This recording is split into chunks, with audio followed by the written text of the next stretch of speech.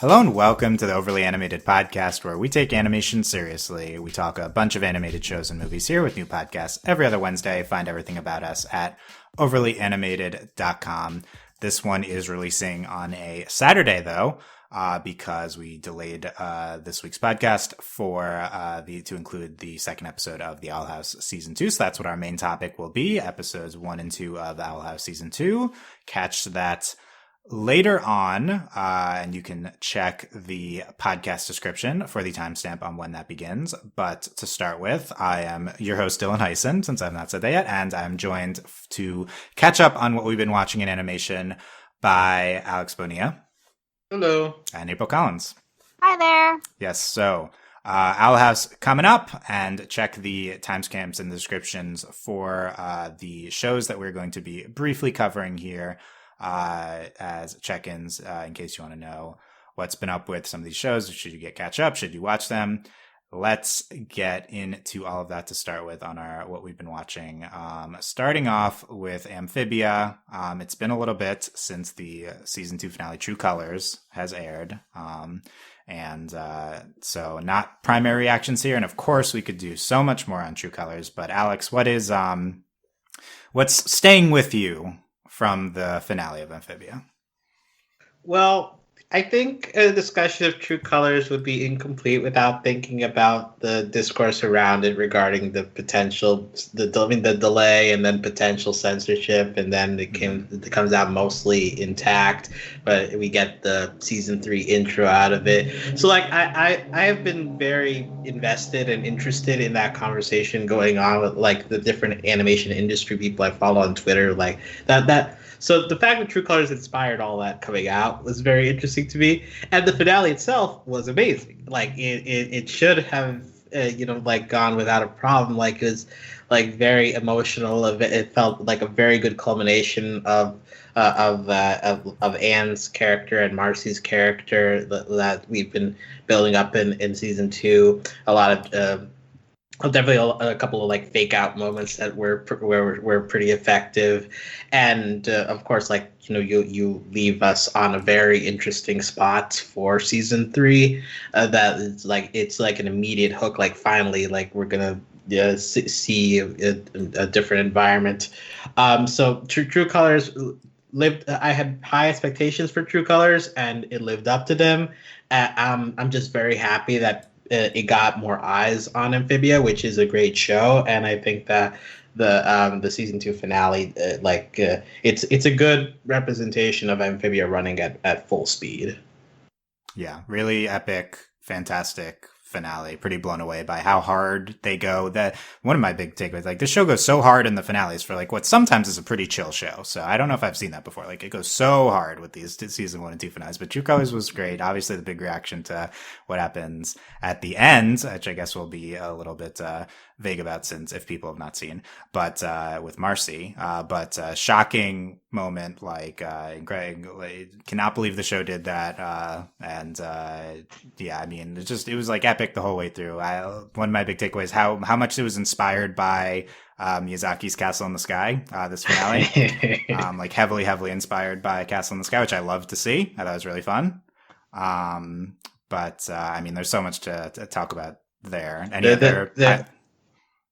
There's that transformation sequence, yes, in the episode, guest animated. I thought it's always great when you get somebody injecting like a different style than the show usually does, and so that's just like another example, like right in the perfect place, and combined with the emotional buildup for that. So that was also a big highlight of that episode. Yeah, definitely. Any other things you wanted to highlight?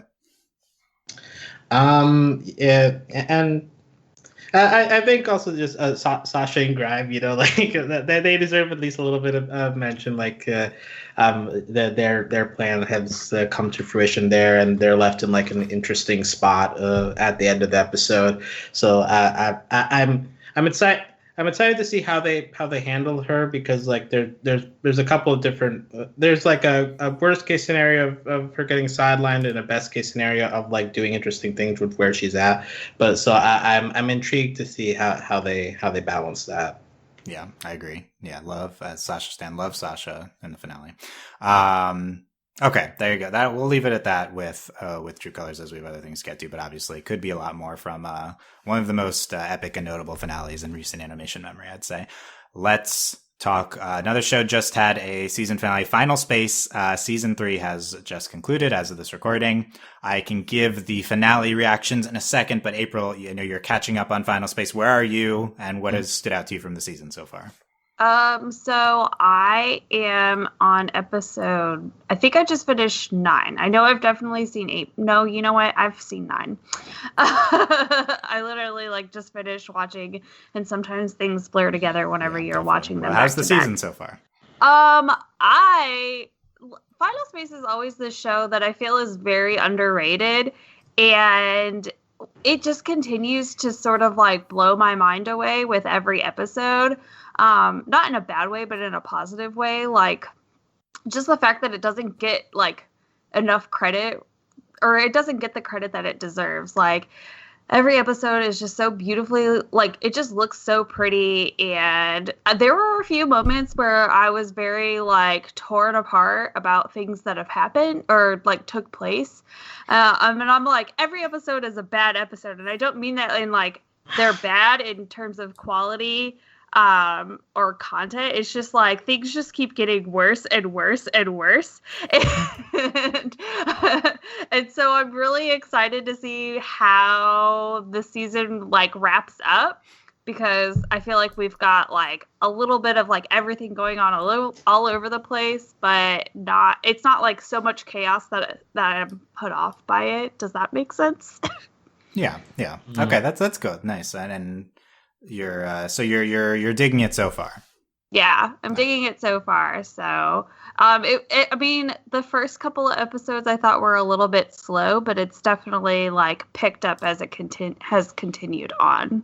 Nice. Yeah, I think the pace is definitely fast in the season. I will say for most of the season, I wasn't really into the plot of what was happening. I can elaborate that in a second. But having just seen the finale, I do want to say I loved the finale of the show. I won't spoil anything, but I thought that the finale was really incredible. It did pull me back into the season after I was a little bit checked out for a while. I thought it was epic. It was emotional. It was super gorgeous. The whole season was super gorgeous. Great for all the characters. I was really impressed at how they incorporated all the characters. Could be the best episode of the show. I don't know, but I loved the finale of Final Space. Loved season 3. Loved it. Yeah, no, in general, this season, I think it was the thing with Final Space season 2 and 3 is every episode, I don't know where the next episode is going, which is, depending on your perspective, could be good. I have no sense of the long-term plot arc of the show. It's almost like a serialized show to a certain extent. It's each episode seems kind of independent.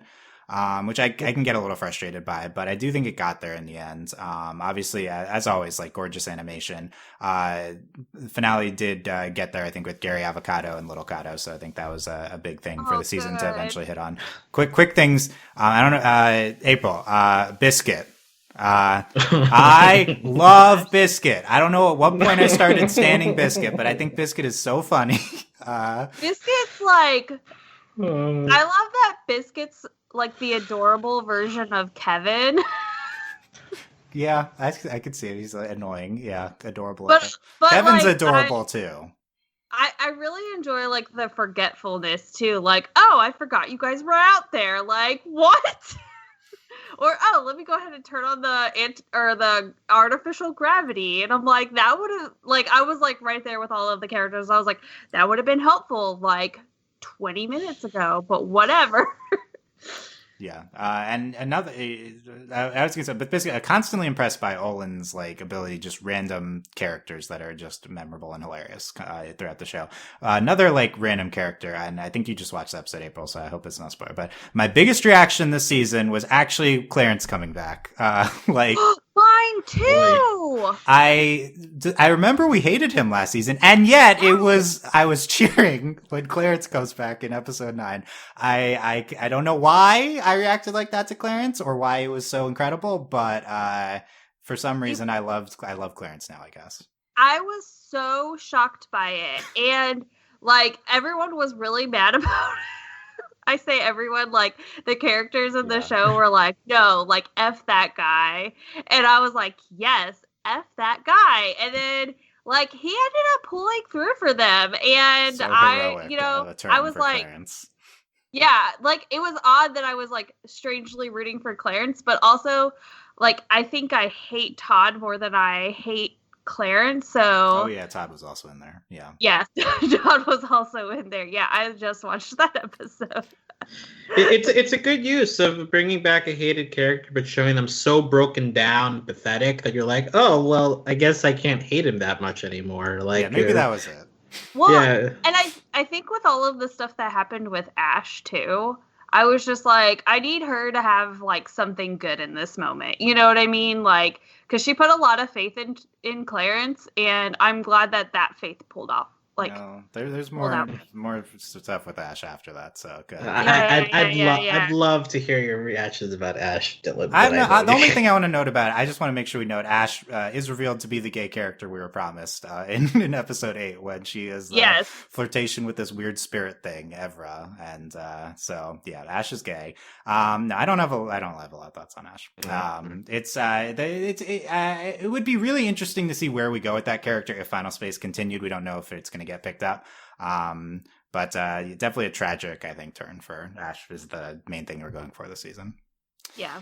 Yeah, just well, quickly, because we mentioned tragic, and April mentioned the idea of like every episode, like chaos is happening. My main feeling with Final Space is just that everything feels like a bummer by the end of the episode. Yeah. This season, especially, their wins are very rare for the team. So like it depends on your patience for that. I think it does well in certain spots. But yeah, like it's a rough season in terms of like if you're rooting for these people, it's a little bit hard to watch sometimes, seeing all the ways things go wrong. Yeah, dark season. We are hoping for the pickup for Final Space season 4, so we'll be stay tuned to that. But good stuff from Final Space season 3. Next thing we have the third installment of Adventure Time Distant Lands special is together again, focused on Finn and Jake. Alex, Adventure Time expert, big episode for big Adventure Time fans. What did you think? I absolutely loved it. It definitely feels like a proper finale for Adventure Time. Like Adventure Time, Finn and Jake are the main characters, and so like the fact that like this is wrapping up like their story sort of situation, and like it's funny, like it is very classic Jake and Finn chemistry, a lot of callbacks to previous seasons that I think Adventure Time fans appreciated, myself included. The villain spot might be a little weak, although like it definitely something that happens in the latter half of the episode helps it out a lot. But I think that together again just felt very very fulfilling in a way to watch, like one last ride for the characters. Like given the original finale, like it was trying to stack so much in there, so having something focused on Finn and Jake felt more like that's what the show needed to finally say goodbye. So it was very nice. It was very bittersweet to feel like this is the last time we're going to see them, but I think that it did it as well as it could, and just like also like, just the setting is pretty fun. Like I don't think it's a spoiler to say that it might be a spoiler, but it takes place in a very interesting spot of the Adventure Time lore. So I like that we get to explore that as well. There's a really fun fake out like 10 minutes in, yeah. So I guess a spoiler, but quickly resolved. It's very really fun. I really enjoyed it as well. My biggest reaction was kind of the fake out early on, but then a lot of fun stuff as well. Anything else, Alex? Just get ready for Peppermint Butler. I'm hyped. Okay? The series. I'm hyped. Well, I think there's a lot of potential with Peppermint Butler. Okay, I'll go quickly on last week's episode, or 2 weeks ago, depending on when you're listening, new Craig of the Creek episodes. Only 4 more as we are ramping up for the 5-part season 3 finale, potentially epic season finale, which is unusual for Craig of the Creek. But we've not seen that as of this.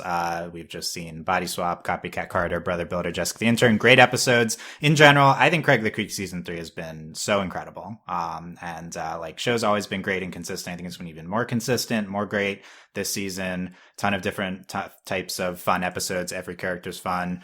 Been enjoying Craig so much. These episodes quickly got the third in my cardboard saga with Copycat Carter, which, as obviously you listen to our past Craig podcast, incredibly excited for, and it lived up to the hype. It was a great mecha fight type episode, and it culminates my ship at the end of this episode that I've been calling for years on the podcast. So Carter Zoe and Zozo forever. That was great. Body Swap was a fun take on that genre. Jessica the Intern finally got Jessica and Kit together, which was great. Brother Builder was like one of the most wholesome episodes endings that I've seen. So really good stuff from Craig. I just want to definitely highlight how great season 3 has been if you look back on what episodes have been in the season. And very hyped for the Capture the Flag finale. So we will check back on that. Just a note here that when this podcast is coming out, Summer Camp Island Season 2 and Luca, the newest Pixar movie, will have been released, but we are recording this in advance of those, so we have not seen those yet. Looking forward to talking about them next time. Next thing, we got only the premiere so far of Tuca and Birdie as we are recording this, but big deal, brought back from the dead, now airing on Adult Swim. Just the first episode of Tuca and Birdie. April, what did you think of it? I don't like being personally attacked by one of my favorite shows, but they call that the BoJack, but I guess it's the Tuca and Birdie now too. Yeah. Yeah. Now it's first BoJack, now Tuca and Birdie. I thought it was great. I think it has a different tone, I feel, than the first season, and it's going to get very real. It's already very real, but I do enjoy, I guess, the dark humor of it all, because that's my coping mechanism as well. So, I like connected to this episode on so many levels, especially with like Birdie and her struggles, and like I was getting after I watched the episode, I was like getting mad at Tuca, and then I was mad at like Speckle, and as I was continuing to process this episode. But yeah, it was good. I liked it. But nice. Again, dark humor is my coping mechanism. So Alex, what did you think of it? Yeah, it's only been one episode, but like my sense is that like it hadn't really lost a beat, and like it was still kind of almost the exact same feeling that it was in its Netflix form. Perhaps a little bit more direct, because like even Birdie was dealing with trauma stuff in season 1, and Tuca was dealing with how to have her own personal life stuff in season 1, but like here it's kind of addressed way more head on. Like any show that portrays therapy in a positive light, that automatically like upgrades it by like a letter grade. There's jokes in here, of course, about therapists, but also I think at the end of the day, it's just that people go to therapy, please. So yes, please. I really appreciated that. I think the surreal nature of it is still mostly intact. Like there's a good part where they show Birdie as a haunted house, and they do really fun stuff with that. And always the thing with like comparing BoJack to Tuca is that like Tuca Birdie always season 1 definitely felt like it was dealing with these serious topics, but also like keeping it much more lighthearted, much more optimistic than BoJack sometimes was doing. And I think that still is an important piece. It's just one episode, but it's still around, and I really appreciate it for that. So Tuca and Birdie it's a delight to have it back from the dead. Like there's a time we thought like it was gone forever, but there's a season 2. So I'm really excited to see how it goes. See if there are any more obvious tone changes. Like the preview we got for episode 2 had some blurred out breasts. So like we'll see like if there's much of a difference in terms of how open they can be with sexuality, which was a thing that season 1 talked a lot about. But overall, I am very hopeful. I think that the premiere was very strong, and I think that it is capable of keeping that momentum. Yeah, I think it was great. Yeah, potentially more like kept the thematic weight of the end of season 1. That was like maybe they built up to that, and so maybe that's what we're getting on a little bit. But that's I feel like that's what I'm looking for this season, like keeping that like heavy kind of element to it. So in that regard, I definitely really like the premiere. So we'll check back in. More Tuca and Birdie coming every week. Another show that concluded this for good this time. Castlevania's final season, season 4, dropped a little while ago, and a lot to take in. But overall, Alex, what did you think of it? I think it was solid for a finale. I think if you made me pick, I'd probably still go with like seasons 1 or 2, but like season 4, it definitely has its strong moments. I mean, my favorite moment of season 4 was Isaac and Carmilla's showdown. I really enjoyed the lead up to that fight, the choreography of the fight itself, like the way it all went down. So I really enjoyed that. I think that the finale fights were also pretty good. The story kind of lost me at times, but that was also an issue with season 3 too. But like Castlevania was obviously very the style was just very nice to watch. It's like the one show that I'm okay with watching that is really bloody, just because I feel like it does it in a particularly artistic way. I don't know, but it kept that well. A little bit more a la carte than I was bracing myself for, so I appreciated his inclusion in this season. Of course, Saifa is always a delight, and she has some great moments, especially early in the season, as she's very exasperated. There's a lot to like with season 4. I think Castlevania was a pretty good show that ended for very understandable reasons, and I am gonna miss it because it was fun to watch. We got the spinoff coming, which we know is with the contents of at least a little bit now, so that'll be exciting. I thought the story specifically was pretty mediocre this season. I would say that it's some high points, but the thing I want to emphasize is I feel like this was like an all-time great action season of television, like potentially like an all-time high for this show, culminating in episode 9, which is one of the most incredible action episodes I've seen of animation, period. In a long time period, just incredible, start to finish action wise in episode 9. Like 4 love levels and arguably even beyond of incredibleness. Those are going to be my 2 things I remember from Castlevania, episode wise. And just the action was amazing throughout the season. So like Powerhouse Animation did such an incredible job this season. And like I agree that the Isaac Carmilla, incredible action wise, a lot of questionable story stuff. I think a lot of the story stuff, influenced by it ending sooner than they expected. So I think we're missing a lot here. But yeah, good stuff regardless, and excited for the spinoff of Castlevania. Another Netflix show, we got the second season of Love, Death, and Robots, which is like half of the second run of episodes, which will get the other half next year. Alex, any takeaways from this season? If you had to pick 2 episodes to watch, I would definitely recommend the Drowned Giant. I feel like that was a very interesting tone of an episode, very subdued, but at the same time, like using animation well to convey like the mundaneness of something that you get used to over time. Like it was an interesting concept, so I enjoyed that one. I also enjoyed the All Through the House. That's like a Christmas parody one. I just thought like it captured the tone pretty well while turning it into its own thing, and like the animation itself was pretty nice. And to a lesser extent, Ice, like that's a very like Ice, I'm not exactly a fan of the short itself, but I think that it represents what Love, Death, and Robots like.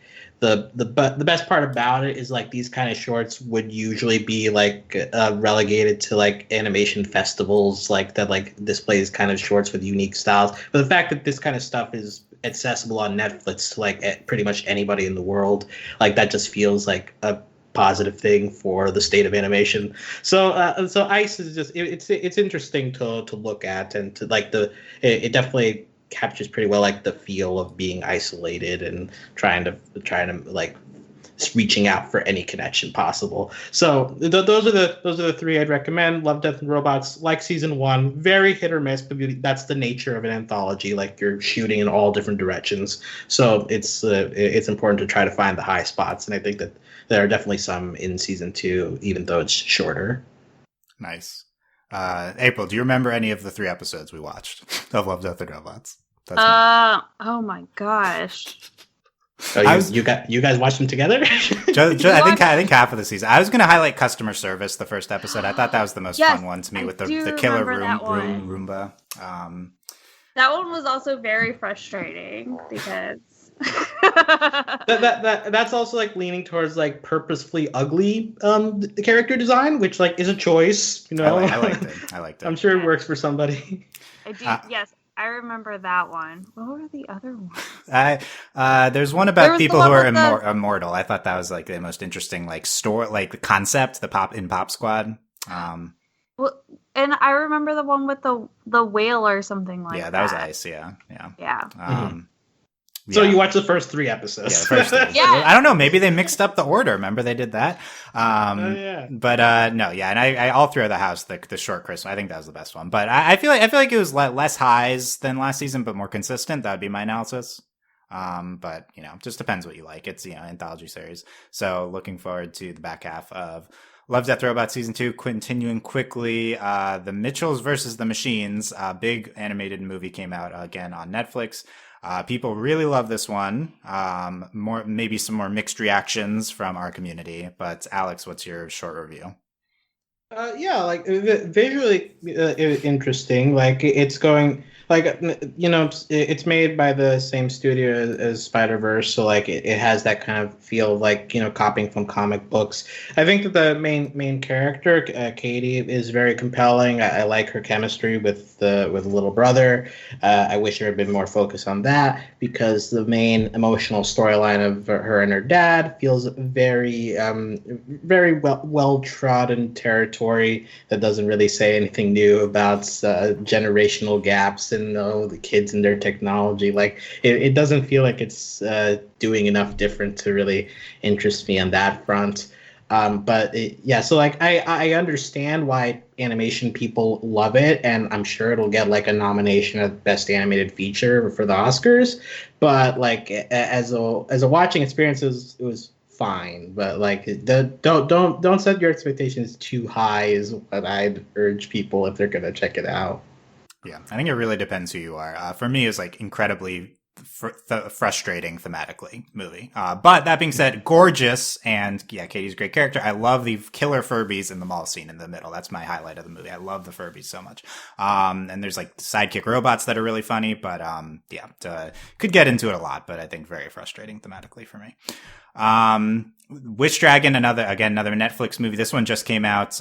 This is like Aladdin in Shanghai, with like Chinese characters. Very, very fun movie. This one is actually of the like Oscar like calendar year marching onwards. This is my favorite animated movie so far, Wish Dragon. I thought it was really fun, really, really fun. I recommend it. Very solid story, extremely tight, almost like too solid. I wish we spent more time with the characters at the end, but like love the main 2 characters and the dragon. He's one of the main 2, but it's just very, very fun, very solid movie. If Ladybug Shanghai fans, the even more prominent use of the Oriental Pearl Tower, which we talked about in that podcast, even bigger in this. Apparently, that's the thing in Shanghai because both of the Shanghai things I've seen are all over that. They go inside it in this one. Oh man, watch it for the tower. I think it's really fun. I recommend it. I believe Key Tipo co-creator Rad Seacrest is involved. Yeah, with he was the head of movie? story, and I do think like story wise, this was very very good.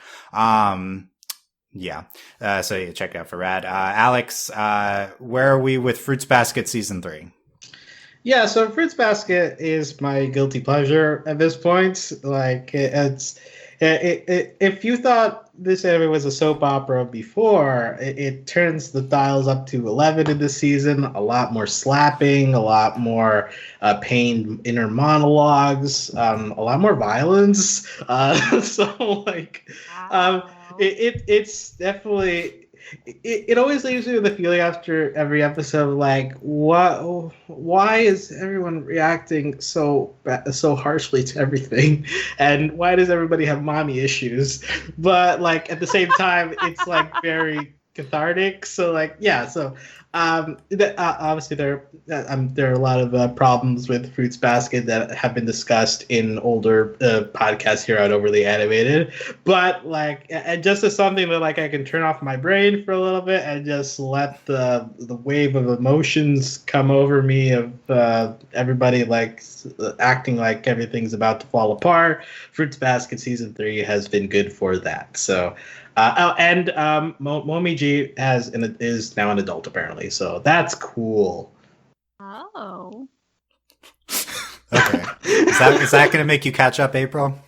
I mean, I'm gonna get caught up either way. It's Oh, just... so is that a spoiler, April? No, I'm okay. I promise. He's big. He's tall. He can finally compete with the other boys. Aw, sweet innocent Momiji. Okay, there you go. On the Fruits Basket catch up. That is all for our What Watching. I had to go quick through some things. I apologize, but glad we got to talk a little bit about all those things. It's time to move on to our main segment on the Owl House. Thanks, Alex and April.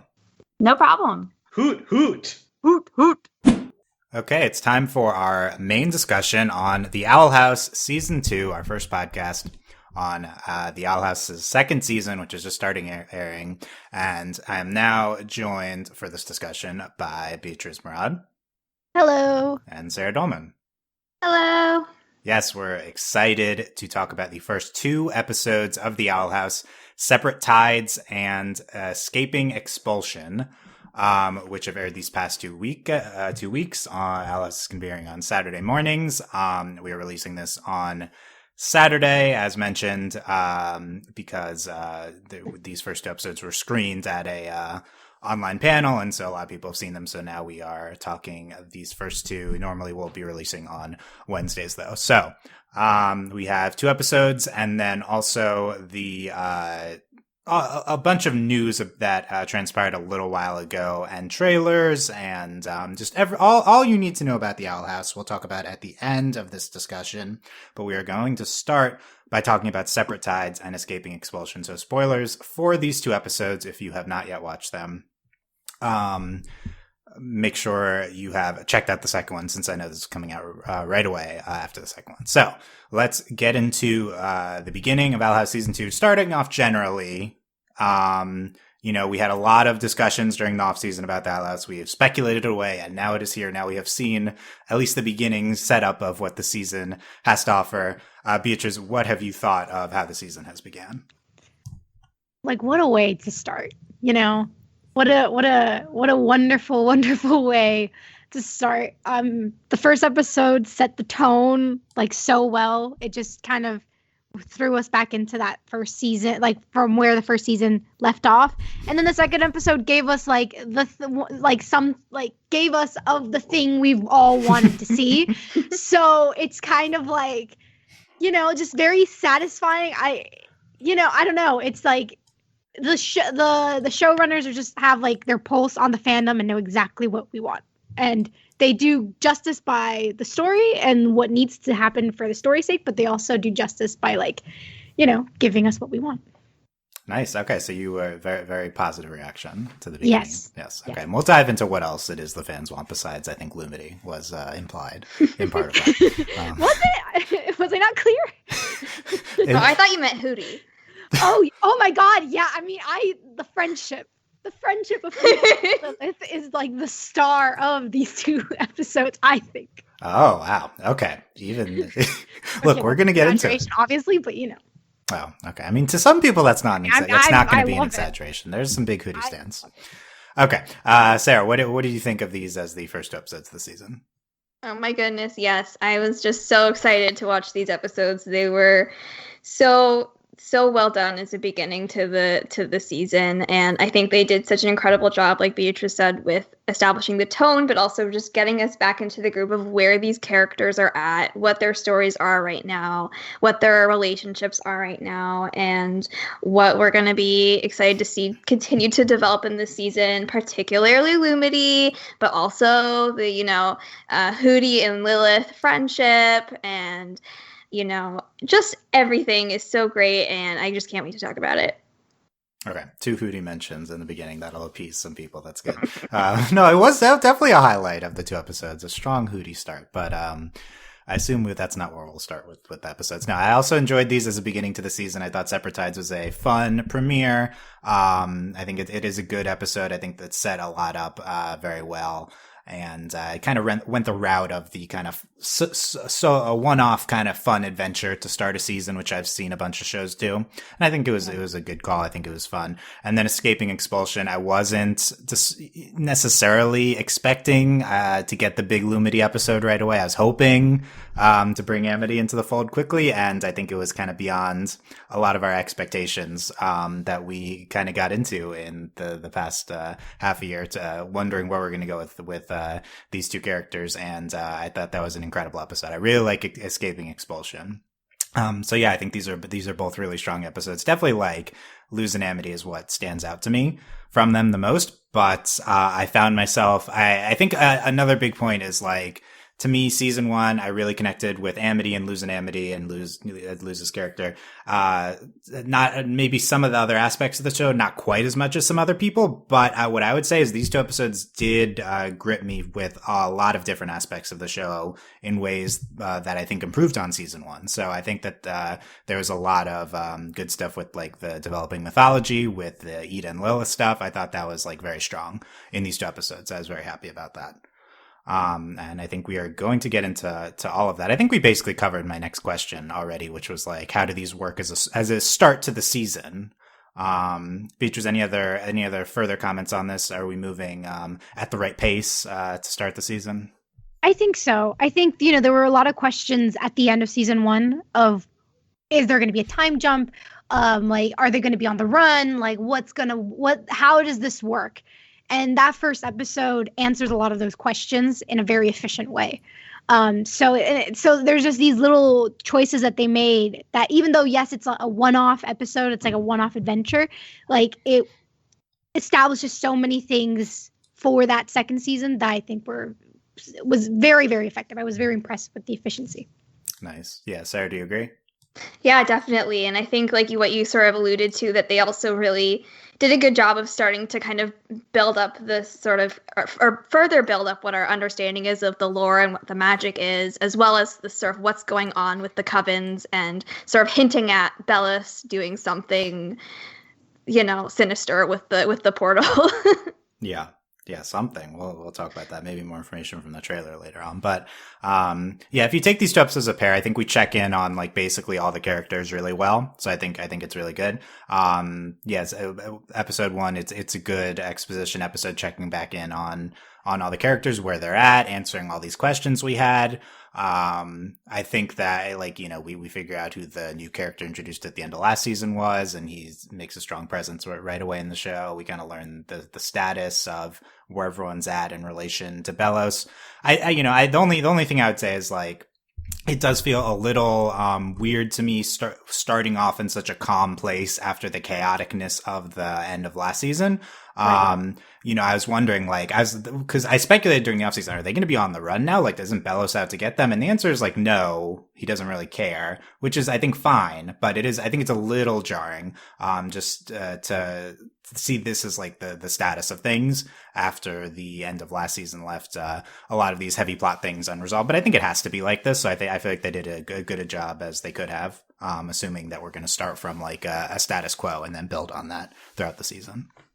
Yeah, I think it's interesting because they started off with Ida saying like trying to sort of reestablish herself, but they're like, well, we're not afraid of you anymore because you don't have your magic, and I think that's partly why they're not like the Emperor isn't just like going after Ida because he thinks that she's just been tamed.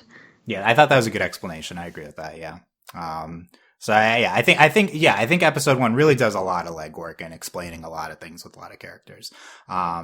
I think like the only criticism like maybe what I might give is like it's very explicit with the themes. I think with a lot of these characters, I think there's some very like overt lines about like where they're at emotionally, which I appreciate because I think it's easy to get into the analysis now of them. But I think it's a kids show, so it's gonna be like that to a certain extent, no matter what. Right. But it's like it wasn't aiming for subtlety. I think it was like that the first episode trying to be very clear in what's going on with everyone, which I think is the right call. Where do we want to start? Like, do we want to dive into Lumity right away? I think it's going to feel a little different from the rest of the topics we have to get into. I feel like here's my argument for why you should talk about Lumity first. Is that this podcast going up right after episode 2. I think this is what's going to be on everyone's minds right now. So is that a good enough reason, Beatrice, to start with everything with Lumity? You don't have to convince me to start with Lumity. You don't have to work too hard. Okay, I think Sarah's good too on that. So let's get into this. I think this is why a lot of people we're going to click on the video.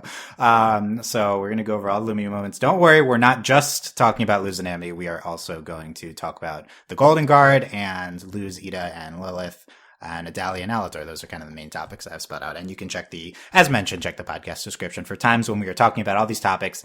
Big progress in the advancement of our potential relationship Lumity in episode 2 here in Escaping Expulsion. Let's quickly go over the main highlights, I think, of this episode, which is from like a romance perspective. I think the big progression is we see Luz blush at Amity for the first time twice. Yes. In this episode. I don't think any of us in our Lumity speculations during the ops, I don't think any of us predicted this would happen so early. So some sort of like evidence of Luz's feelings for Amity. Now, what they're going to discuss, does she know it? Is this just a reaction? Does she know she might have a crush on her? Or is this, just the heat of the moment? And we might get more information as the season goes on. But I think that was like the most exciting thing to see. But just they fight this, Abomaton robot together. They blush at each other. Amity comes down. Stay away from my Luz, she says, which prompts the blush from Luz. And then they fight together. They are smiling at each other on the ground. And this is all after like some angst plotline before that too, with Amity in relation to her parents and her parents trying to get Luz out of the way as so she wouldn't be a distraction towards Amity, which is another answer to something we were talking about a lot in the off season, which was, like, is there going to be any sort of like homophobia, human phobia from Amity's parents?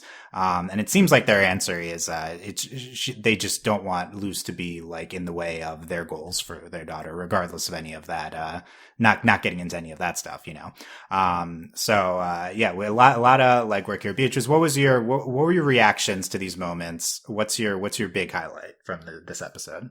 Well, I agree that the biggest thing was like the reciprocation, right? We discussed of whether or not she would be aware, how long it would take if Luz would ever reciprocate her feelings, and the fact that we did get a blush so quickly to just acknowledge an attraction was very surprising and very exciting to see. I don't know if the blush came from Amity saying, "Get away from my Luz." I think it came from her having like, her standing in front of her, and then looking over her shoulder, being like, "Are you okay?" and being all cool and heroic, and like Luz being like, because Luz, that I feel like that's Luz's type, is like the heroic, cool, like checks out, yeah, edgy kind of character. I feel like that's what she's into. So, but yeah, that was really the main takeaway. The fact that we got multiple instances of that. I hope, because Luz has shown time and time again that she has a lot of emotional intelligence. She's very much aware of her feelings. Like an example is in the first episode of season 2, where like she starts to doubt herself. She's like, oh, this is all my fault. Well, I can't change the past. I got to look forward into the future. It's like, okay, you have like a healthy relationship with like your in that inner voice that everybody has. It kind of talks down to you, that like self-doubt voice that everyone has of like, oh, you can't do this, you can do that. She's good at blocking that out and moving forward. So I'd like to hope that similarly she will be aware that she's attracted to Amity. Whether that develops into how quickly that will develop into something else or whatever, I'm excited to see. But that was, for me, the main takeaway of it all. Yeah. Sarah, what about you? What was your biggest reaction? Yeah. Okay. Yeah. So like definitely Luz blushing and Amity blushing and like, it's that moment of like, oh my God, like this girl like just came up and wants to defend me and wants to make sure that I'm okay. And, it's that just overwhelming sensation of like, oh my goodness, like she's so cool. And she actually does like care about me after all of the sort of angst of the episode of like, Luz wanting Amity and asking Amity to help, and Amity being like, I can't. And then Amity like, braves that and says, no, I actually am going to help Luz and helps to defeat the Abomaton. And yeah, so I did really love that. And I also loved Amity bringing a gift to Luz at the beginning of the episode as well. Just like, here, have his cake, sort of shies away, blushing, can't even look because it's just, such a sweet gesture. But, it's a dead fairy cake and Luz can't eat that. Yeah, Luz's dietary preferences discussed in the previous episode, or restrictions. I thought this was like, to me, this just like totally seemed like a full follow up to what we saw in Wing It Like Witches, following up from Grom, like just fully interspersed throughout the episode. Starting off with that, Amity baking her the pie as a great follow up to her still being like blushy, and then we see this season element come into play with Amity's parents and how she reacts to that, and then we get like one of our biggest sequences with the two of them with that fight and the blushes from Luz and everything there. So I think this was like as even I guess at some point I was hoping for them in the first episode, but I feel like this is more than any of us could have asked for from a first check-in on them this season. So I was thrilled with it. And yeah, Luz blushing, I think that was it was great. It was like kind of shocking, just a big moment. So I'm very excited. And the other reaction gets me to my other kind of main question with Lumity is like this gets me very hopeful for how this is going to play out this season, Luz and Amity, because I think we weren't necessarily expecting Luz to potentially reciprocate feelings so early, and presumably this is not going to be, if Amity's not in the next 2 episodes, it looks like probably not going to be something checked in on right away.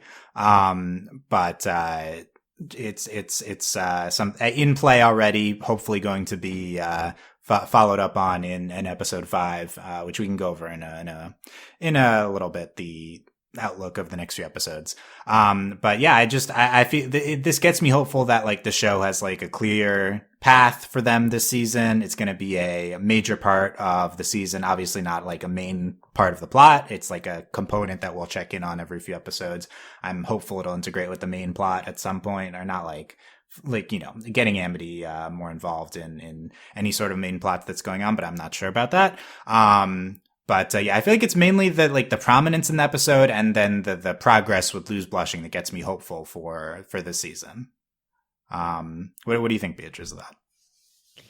Yeah, I mean, it's crazy because I always feel old when I say this, but it's just it always is so surprising to see just how open this is. Because I was just growing up, I'm so used to watching shows where I could just feel the censorship. Mm-hmm. Whereas here, it's just so, like, it's just there. It's happening, and, like, it doesn't feel, like, constricted at all. And I'm just, I do hope that it does become because I'm a fan of drama, so I would love for there to be more angst and drama and like have there be more involvement maybe with Amity's parents in the future that forces Amity to make some hard decisions. But yeah, I was just very I feel like I'm repeating myself. I'm just very impressed and pleasantly surprised with the show. That's just been a consistent thing of just like being just very pleasantly surprised. Nice. Yeah, I think I agree. Sarah, are you more hopeful for Lumity now in season 2? Yeah, I think definitely. I mean, I've been adamant that like this show really does care about Lumity and developing their relationship and wanting to do so in such a genuine manner. That like I didn't really doubt that they were gonna, stray too far from, telling it as authentically as possible. But I am just really excited that they picked it up so quickly in the season, and that, we see Luz blushing, and, she might not know that Amity has a crush on her, but we definitely can see like explicitly right there that like Luz does, start to have feelings for Amity, and that's just like so exciting. Like I just like can't believe it, but I also can because like it's right there. So yeah, I just like I do have faith in how the season's going to go and how the future of the show is going to go in terms of bringing them together for sure. And this was a really great start and brings a lot of hope for me for sure. Kind of going off of that, like there have been like it's so like I can't see someone seeing these blushes and saying, oh, this is just a friend thing. Like, this is clearly a romantic, this is a platonic thing, rather. Whereas, say, like, in some shows of the far away past, there was still that grayness of like, oh, you could still write this off as, like, oh, that's just gals being pals. So that just by virtue of that explicitness, it makes me feel this sense of security. And maybe I should know better, but like I do feel very safe in the hands of the show in that regard. Yeah. Yeah. Like also like, just still what Dana has, said herself about what she's intended to do with the show, and that she's had the support of the executives, like that still, is still in the back of my mind that like, we're not being, it's not just, subtext that's never going to go anywhere. And it's not, queer baiting because it's intentionally there and it's intentionally explicitly going to be brought out as far as everything that they've shown us so far.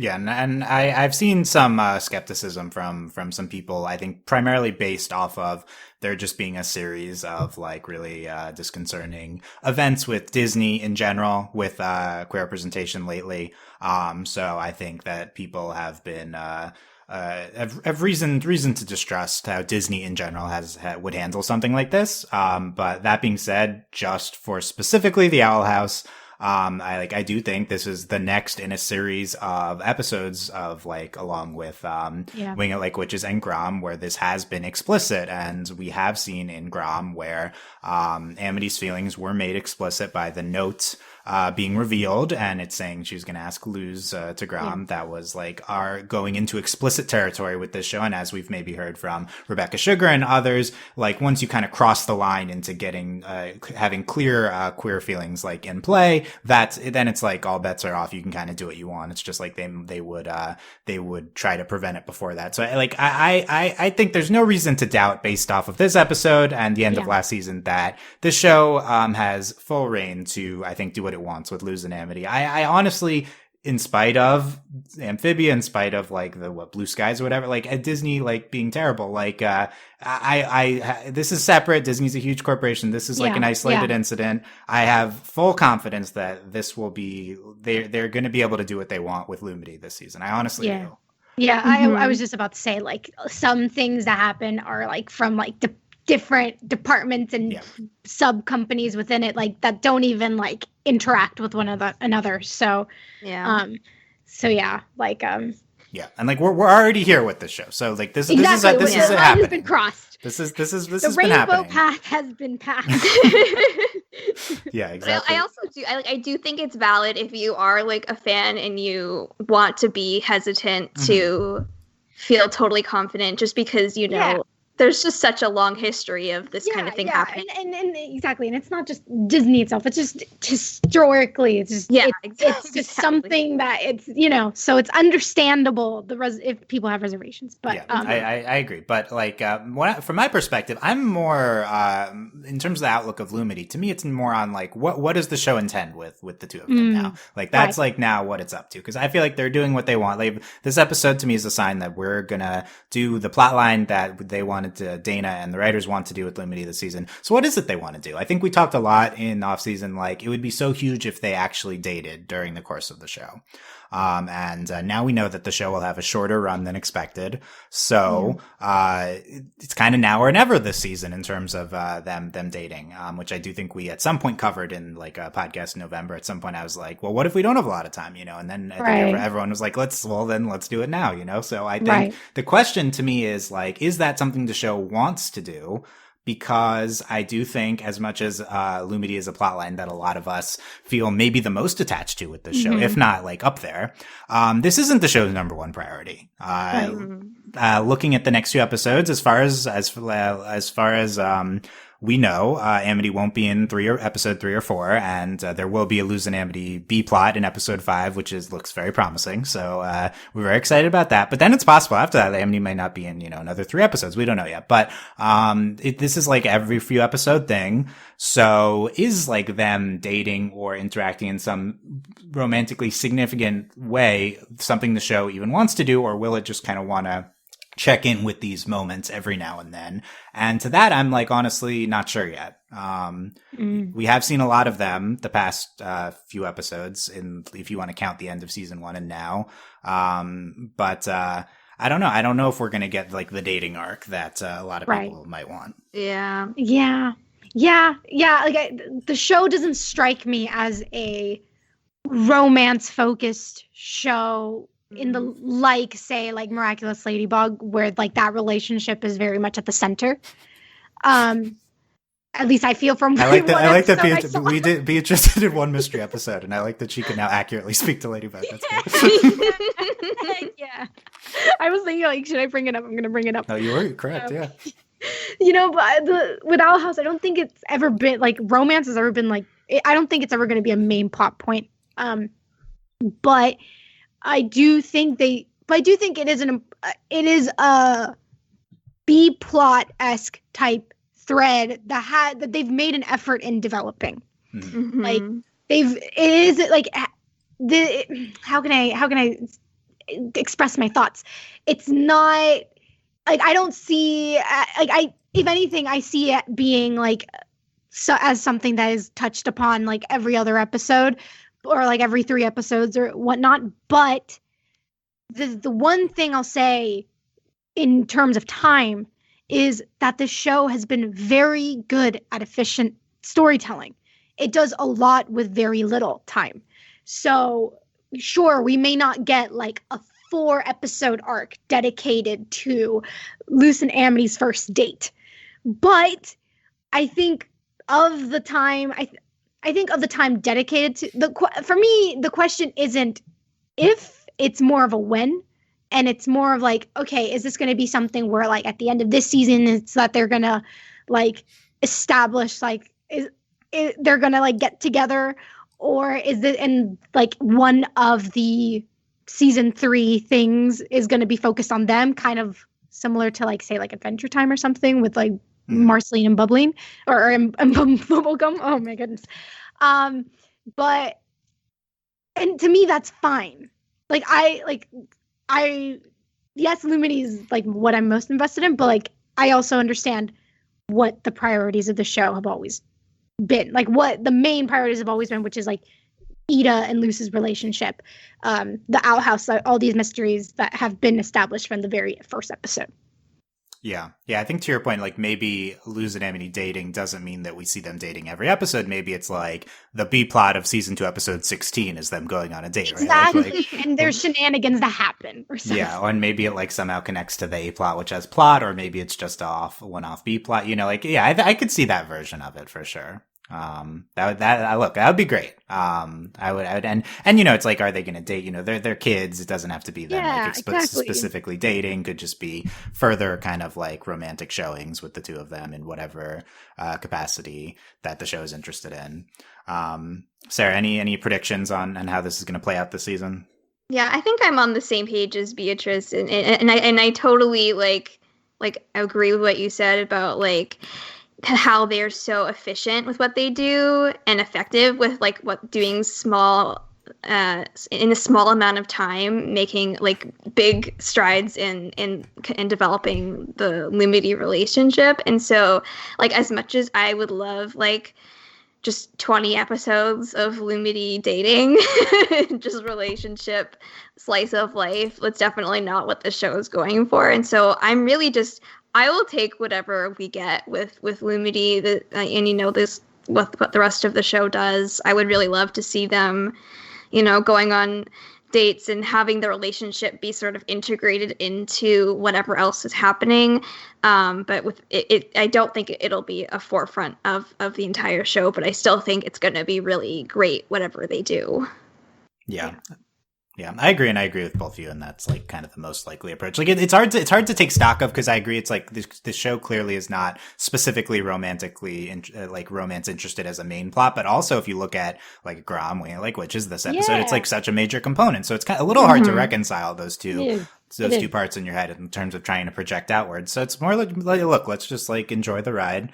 I do think, like I will say, I do think the way you guys outlined it is most likely. That being said, I'm still going to hold on to a little hope for my like ideal situation, which is in this half season episode. We don't know anything about episodes 9 and 10. Maybe those end with like Lumity being a significant component of like a 2-parter that ends with Amity like being part of the main group now, and then she's in most episodes in the second half of the season. That would be like my ideal situation, but I would say that's less likely probably than us continuing how we are now, because this other part of this is just like how present will Amity be in the show, just because she only really does show up every few episodes. Right. I mean, hey, the whole, as I mentioned, this entire show, it's always been a pleasant surprise to me. So there's still hopes. Maybe they're moving super fast. So maybe that will happen. Yeah. There's nothing to say that won't happen. Yeah.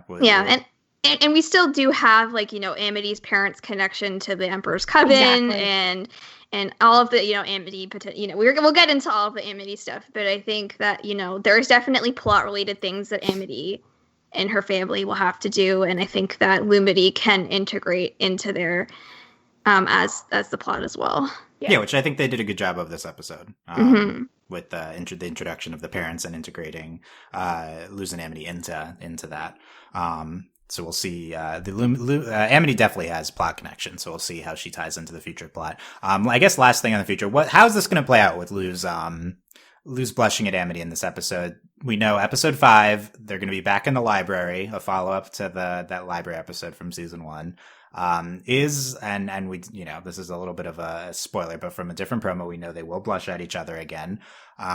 Is this going to be addressed in the next episode Amity is in? Are they going to talk about their feelings to any extent? Sarah?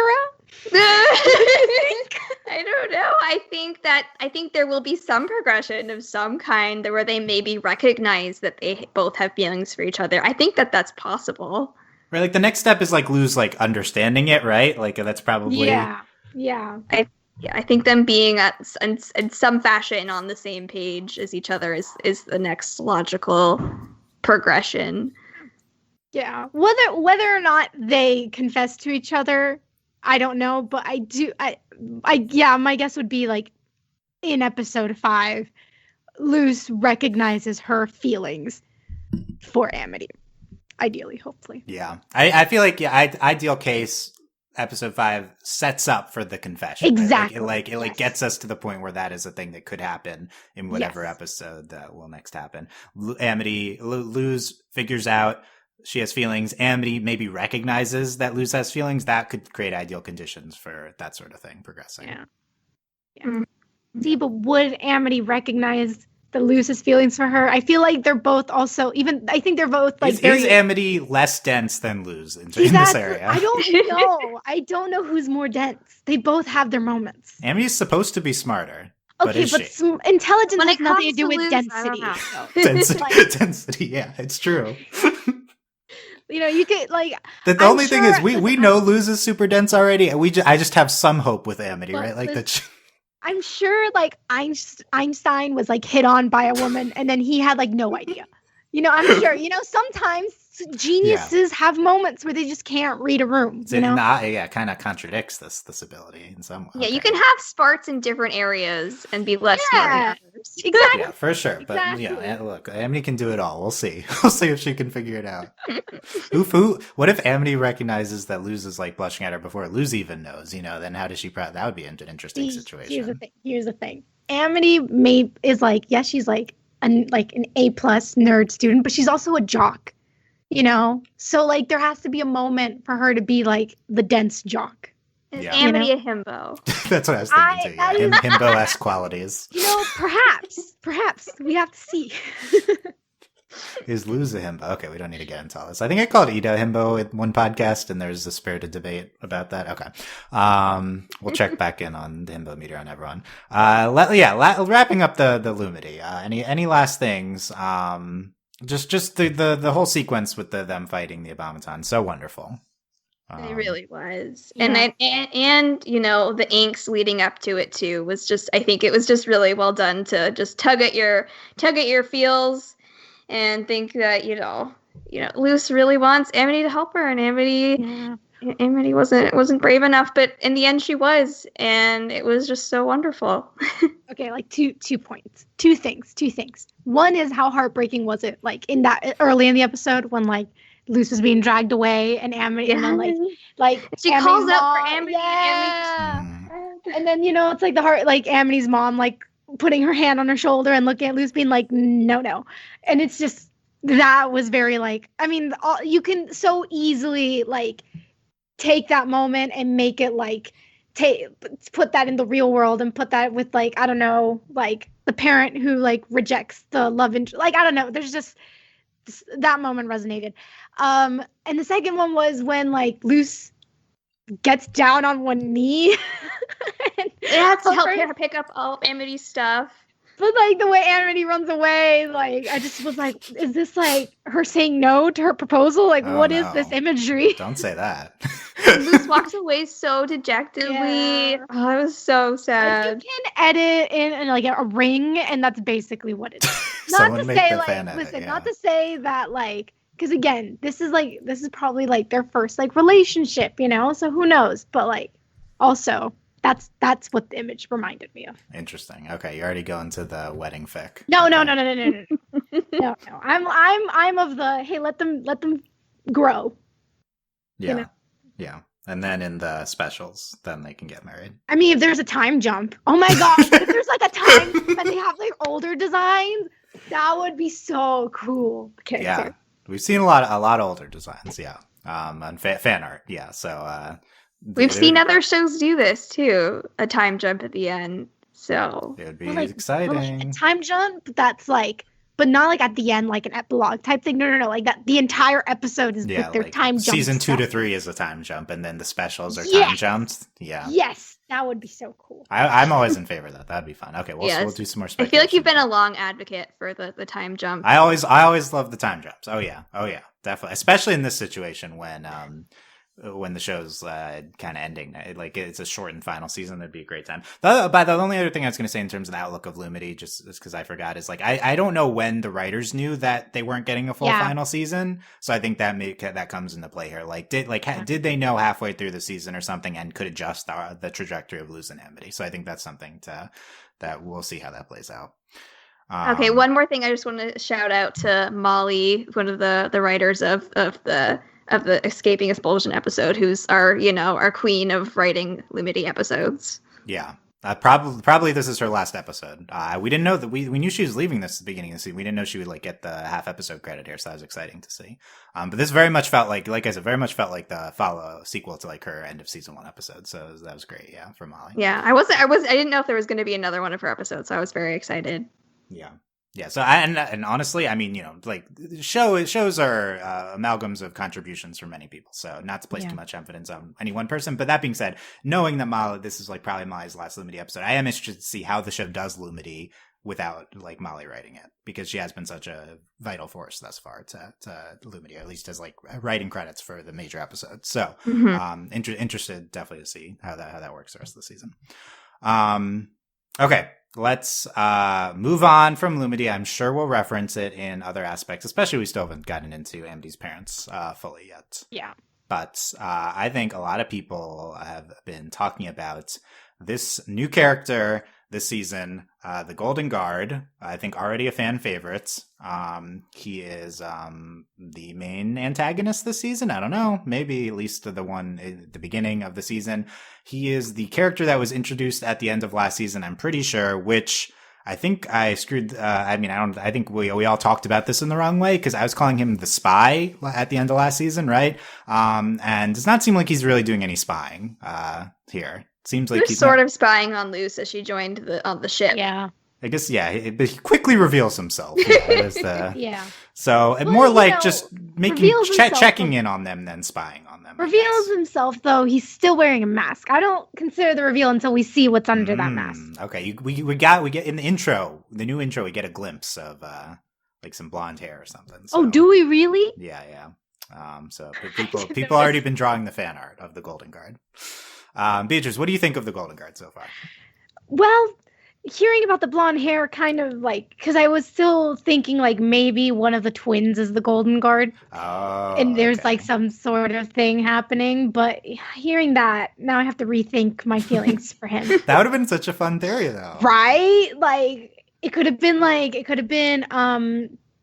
I don't know. It could have been really cool. But I understandably, it's fine. I think he's fine. I think, like, personally, like, I've never been the type I'm not, like, I'm not the fan who would favorite that archetype of a character. You know, the kind of, like, bad boy who has this sort of edge. Like, that's never been the character for me, so I thought he was fine. Hopefully clearly he's like, he is a threat. He isn't someone who's just there. He was able to like threaten Luce and Ida. So I'm interested to see what he does. But yeah, I personally am more interested to see I'm more interested to learn about the Emperor than I am about him. Okay, interesting. What about you, Sarah? Yeah, I mean, it didn't leave a huge impression on me. I'm also not, like, I guess maybe it's not my favorite archetype, but I thought it was fun, and I thought, I'm interested to see where it's going with with what this whole Golden Guard Coven situation is, for sure. Okay, I'll be the Golden Guard stand. I'll take Okay, cool. I think he's super fun. I think I like the kind of charismatic, kind of more silly sort of villain. He's not like, he doesn't feel the need to like capture them. I guess he's in the position where he's just watching them, but he's more just like trolling than anything and making sure they don't get out of line. He's not like, he's a threat. He's clearly like, not to be trifled with, I think is what Beatrice is getting at, but he's not like, he's not trying to hurt them right now. So he can just be like a fun antagonistic force for a while. I think I kind of like that character. I think he's voiced by Zeno Robinson, who we know from, Craig of the Creek. He's the Green Poncho. I love his voice. So like, I think he's got a lot going for him. Maybe he's like a pretty boy underneath. That would be pretty fun if he takes off the owl mask.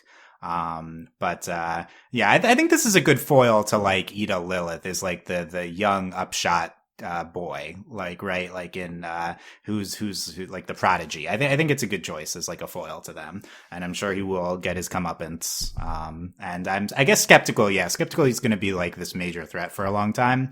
I do think the Emperor's probably still more intriguing. But yeah, I like that we know that he's the head Emperor's Coven head replacement for Lilith. We were talking about who would that be over the off season. And then I think he's integrated well into the end of episode 2 when he takes the Abomatons away from the Blights for Bellows, which is interesting. So I also like putting him into the first 2 episodes pretty clearly. I think they should continue that, make a strong presence with this new character right away. What if he has like 5 eyes or something? What was that? What if he has like 5 eyes? 5 eyes. Oh, he could. Yeah, we don't really see his actual face. We just see like the side of it. Yeah. Yeah, people if you're making a fan art, you shouldn't assume how many eyes he has. No, I'm just saying, like, you mentioned Pretty Boy, and I was like, yeah, but like this world has such like icky, monstrous characters. I think it would be really cool if like you think he's gonna be a pretty boy, or maybe he is considered very handsome in that world. But like, and then he has like monstrous features or something. Yeah. You can, and on the Boiling Isles, you cannot assume that anyone looks like in any particular way. Yeah. That would be fun if he like the mask there has to be hiding his appearance for some reason, right? Like there has to be some not from like a real life perspective, but from like a narrative perspective. Like there should be some reveal. Yeah. Coming. Exactly. Multiple eyes. Is it just that he's like really handsome? Is that the only reveal? Like, there's got to be something. Maybe he's like Ida and Lilith's secret younger brother. Oh, maybe. I like that we again referencing the discussion at the end of the podcast. We are going to meet their mom soon, so that might tie into the themes this season. Okay, I like that. Maybe he's like Amity's cousin or something. Hmm.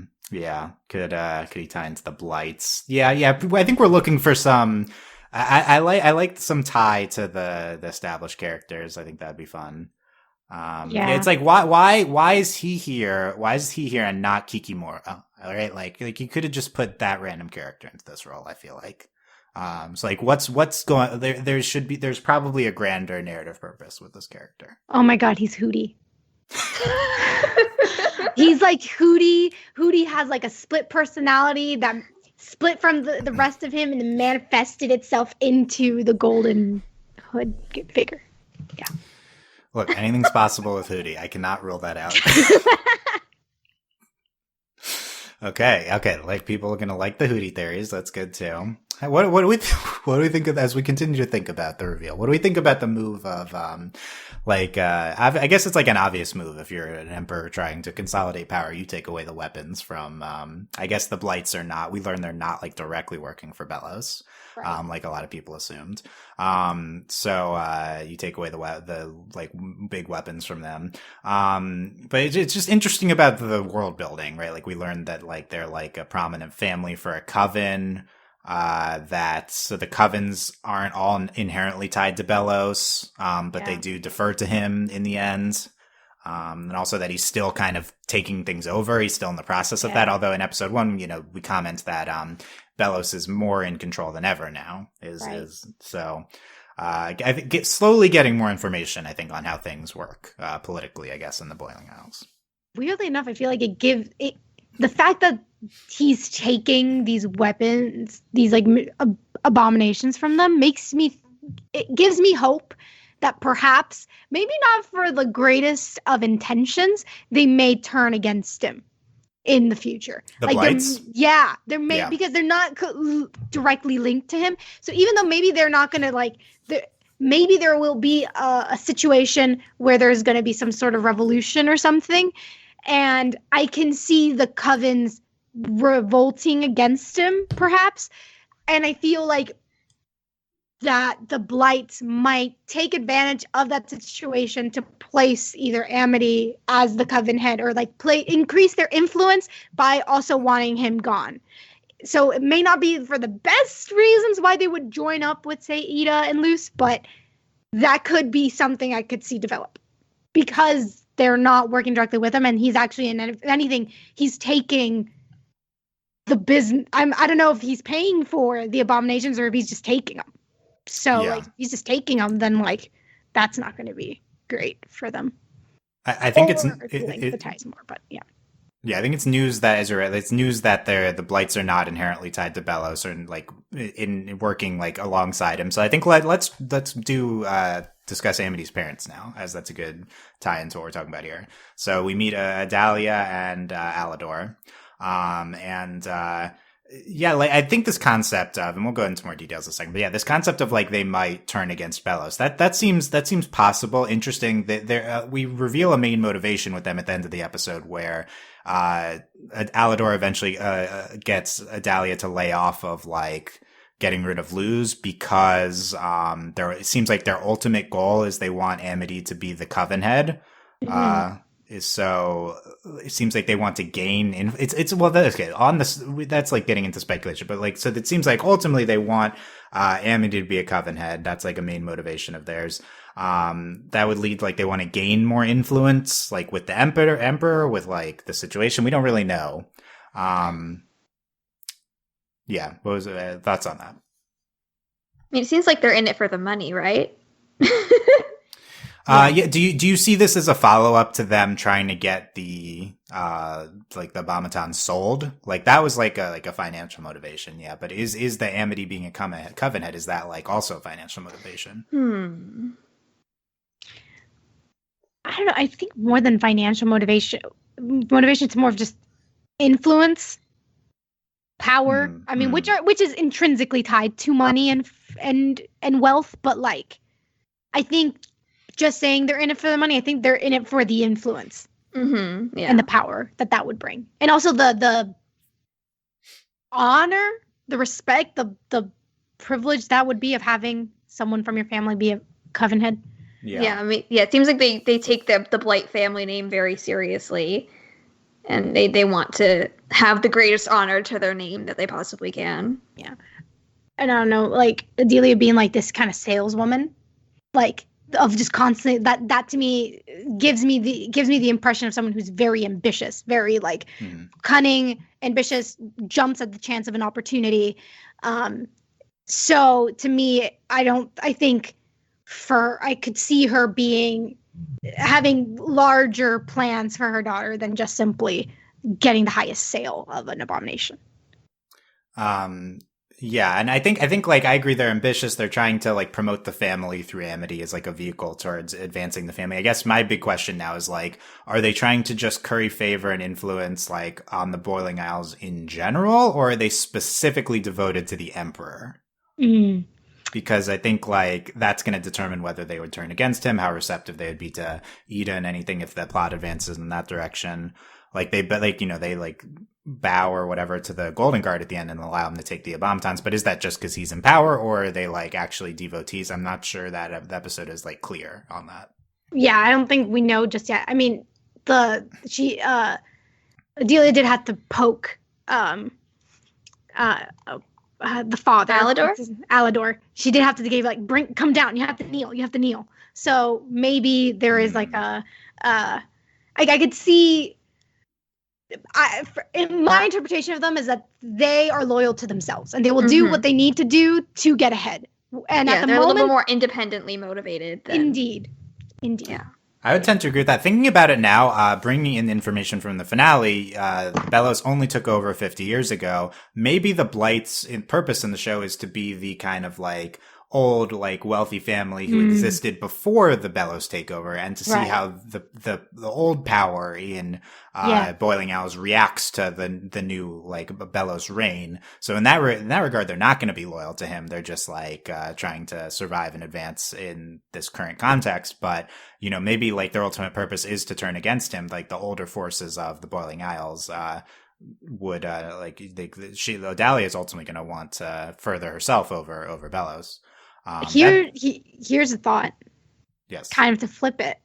Maybe before Bellows came into power, they weren't a well-off family. And he like appointed them. Exactly. Maybe it might have been like by siding with him, seeing that opportunity of like, oh, this person's going to succeed. Let's side with him. Now we have this wealth. And now we can like, so that might, if anything, that might make them not want to rebel against them unless they see that there might be more like an opportunity. an But opportunity you're for right. themselves to progress without Right, him. like maybe Bellows took away the old money and instituted his own leaders based on Right. who was loyal to him. That's a possibility too. I feel like I think both are possible. My initial read is like if that was the case, we would have seen more of an emphasis on their devotion to Bellows in this episode. Very true. But possible, yeah, that is totally another direction these types of stories and I guess history can go in. So I think that's all really interesting. So like yeah, let's see what is the like my what I was getting to with them is like what is seeing the Blight parents meta purpose on like the narrative. We see a specific purpose here though in their effect on Amity. I think probably the show is interested in doing a bunch of things at once with them in terms of tying into Bellows, tying into the overall political situation with the Boiling Owls. If like I think a lot of us are assuming that is the direction that we're going with the plot, but not completely sure yet. And also, of course, the plot's going to tie into Earth, so that's going to be interesting too, and with the portal, which I think we can come back to. But another big purpose with this episode is them spelling out Amity's motivations more. So let's talk about the two of them specifically. Adalia, as mentioned, salesman. She gets introduced as an oracle, which I missed the first time, and it explains, I guess, why she could communicate with the purple necklace to Amity telepathically. My read is that this is not just anyone can communicate telepathically with the purple necklaces. It's just that Adalia has this ability, this magic specialized in. So that's interesting. Also, I guess she would, there's an Oracle Coven, but they're part of the Abomination Coven. People probably figured this out already and I'm behind, but, they're the Blight Industries subsidy of the Abomination Coven. However, there's an Oracle Coven, which will probably come into play next episode. Did Adalia marry into the family and she was an Oracle Coven? Or which one's the like Blight lineage? Do we know this? No, I don't know. Interesting. Okay, that's my initial guess. So we know that Adalia, from what Dana said, wants all the kids to have green hair, but that doesn't mean that that's an inherent Blight trait, I guess. Well, is she the Blight or is Alador the Blight? Right, that's what I'm trying to say. Yeah, I'm not sure. Oh, okay. Yeah. So that's my initial theory. Although I assume this is already outdated, but my initial theory would be she was maybe specialized in the Oracle magic and now is married into the Abomination stuff. But I mean, yeah, and Alador is the one with the Abomination. He's the greatest Abomination creator, so he's like definitely of the Abomination track. Yeah. The fact that Adalia can do the Oracle magic must mean that she is part of the Oracle Coven. That has to be true. Yeah. Okay. Now I'm saying I should have figured this out before, but now I'm figuring it out though.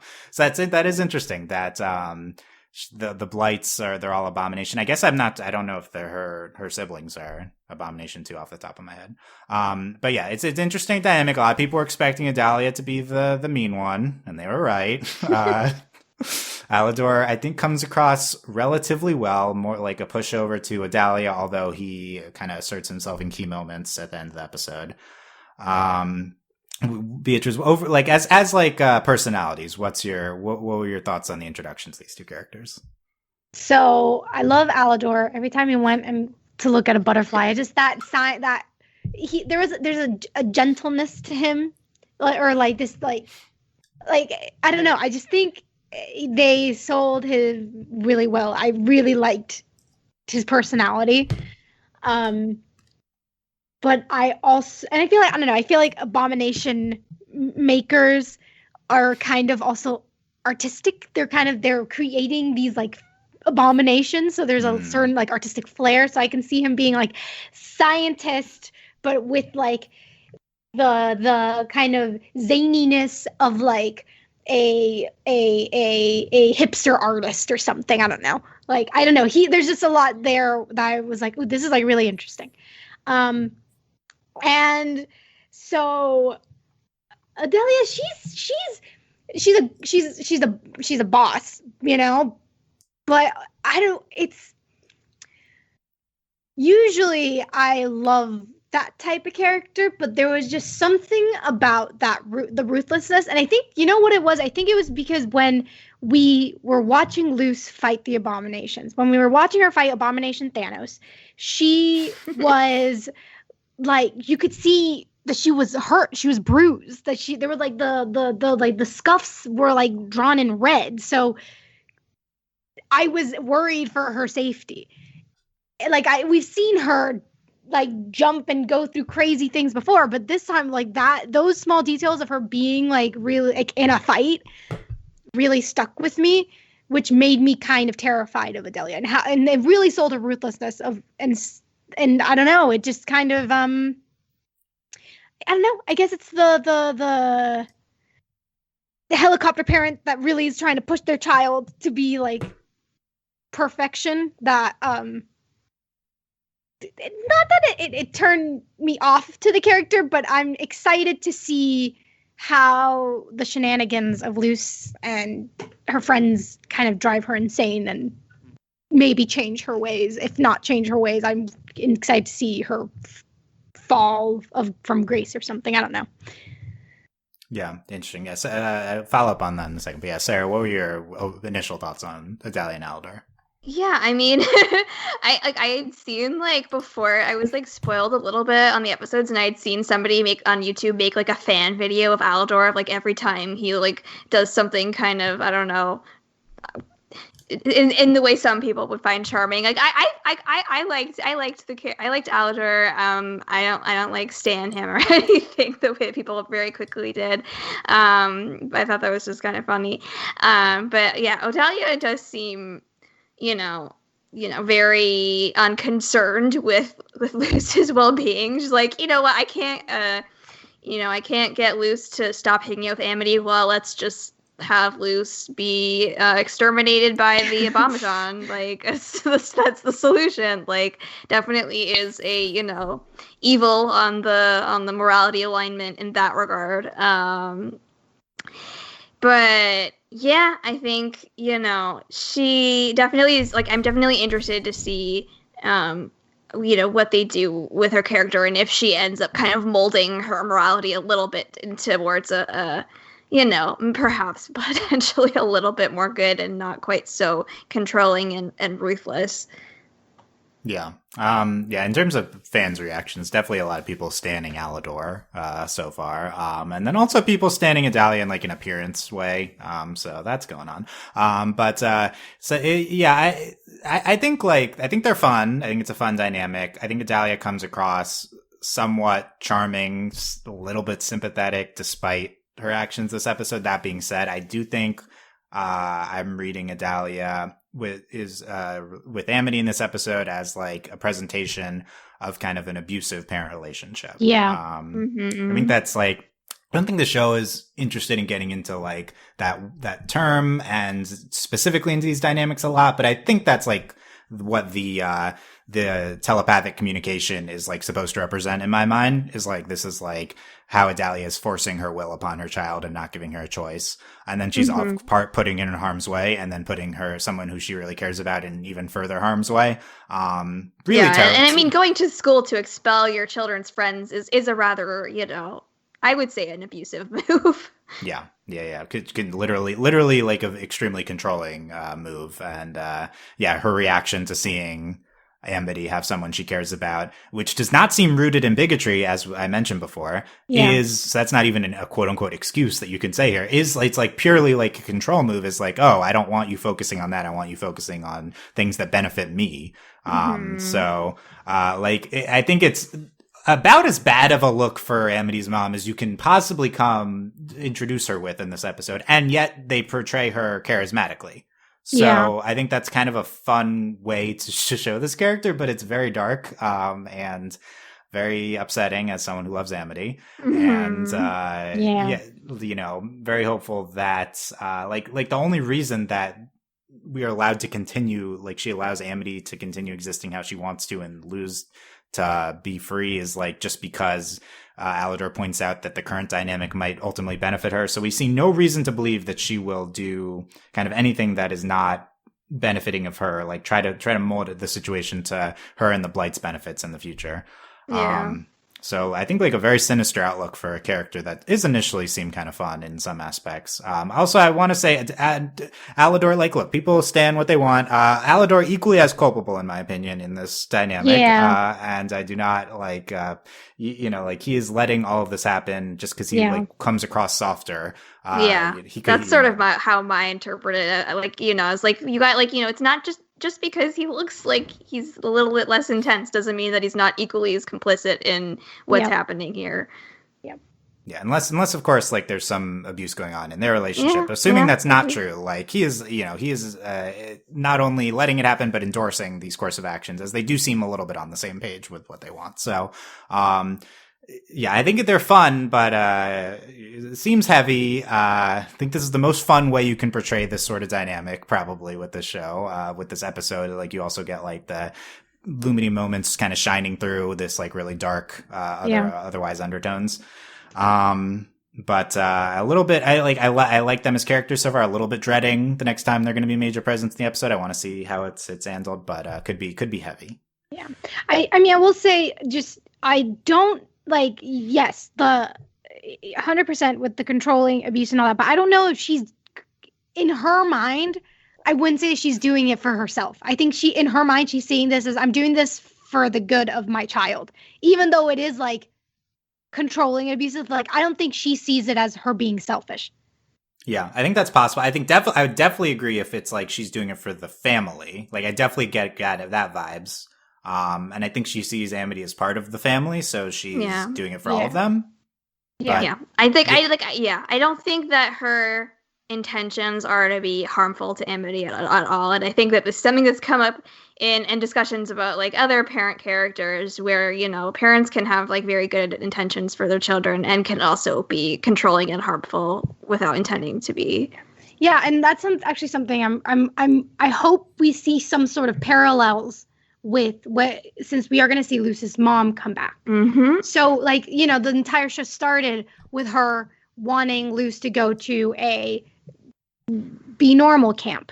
So like, and even though like Luz's mom is like super loving and is just like, she's very like, that one thing is the one thing we see that like for some people, like for instance, like for me, I didn't take her as like a bad parent, but some people like from the get-go were like, she's a horrible parent because of this one thing. So like, I'm curious to see how the parents come in, like how they both the trajectory of both of these parents in the future, because Luz doesn't fear her mom in the way that Amity fears her mom. Yeah, I would love to see the two of them talk about their moms and their relationship with their moms together. In general, with this, when this sort of things come, I don't think this is like a sit down and talk show, but that would be a nice thing for them to get into with their relationship as well. And the only other thing with them is like, Amity smashes the telepathic necklace as like a representation of potentially her breaking free from her parents, at least in this episode. So I am curious to see how that manifests in the future. Is Amity fully kind of breaking free from her family now? Will she side with Luz quickly in the future? Presumably yes, after this episode. Is this a sign of her leaving home? That's something we've speculated about, potentially. And then there's like, how do her siblings play into this too? I think that's interesting. So, we see the step of Amity breaking free here. How's that going to play out in future episodes? Very curious. Anything else on Adalia and Alador? Nope. Moving on to Luz and then Ida and Lilith, as large parts of episode 1 and the other half of episode 2 we haven't really talked too much about yet. So Luz, we see her record in the beginning of the first episode, recording further messages for her mom that are not sending as the portal's closed. She goes on the fun Selkidamus quest in episode 1. We see her as a pirate. And in episode 2, seeing her as and in addition to the end of episode 1, teacher for Ida and Lilith, as alluded to in the last season, teaching them her glyphs, her type of magic, Luz's magic boot camp. So there's kind of that. And then thematically also in episode 1, there's a thing of like, she thinks she's worried that she screwed things up for Ida and is like being a burden on her after the events of last season.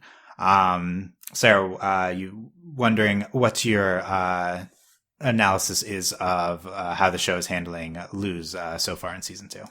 Yeah, I mean, I think they've kind of really established where she's sort of gotten herself to in terms of her sense of self-confidence. And one of her opening lines in the first episode is like, "Do not underestimate me," when she was going to fight the monster. And talking to her mom, saying she's still aspiring to be a full-fledged witch, and that's what she plans to do so that she can make it back home. And so I think she really has developed a sense of feeling confident in herself and her ability to do things. She's really grown in her magical ability. Like, she can do so much, and it's so amazing. But we also really see that she still takes a lot of, burden on herself for the sort of the problems that aren't necessarily, completely or even at all her fault.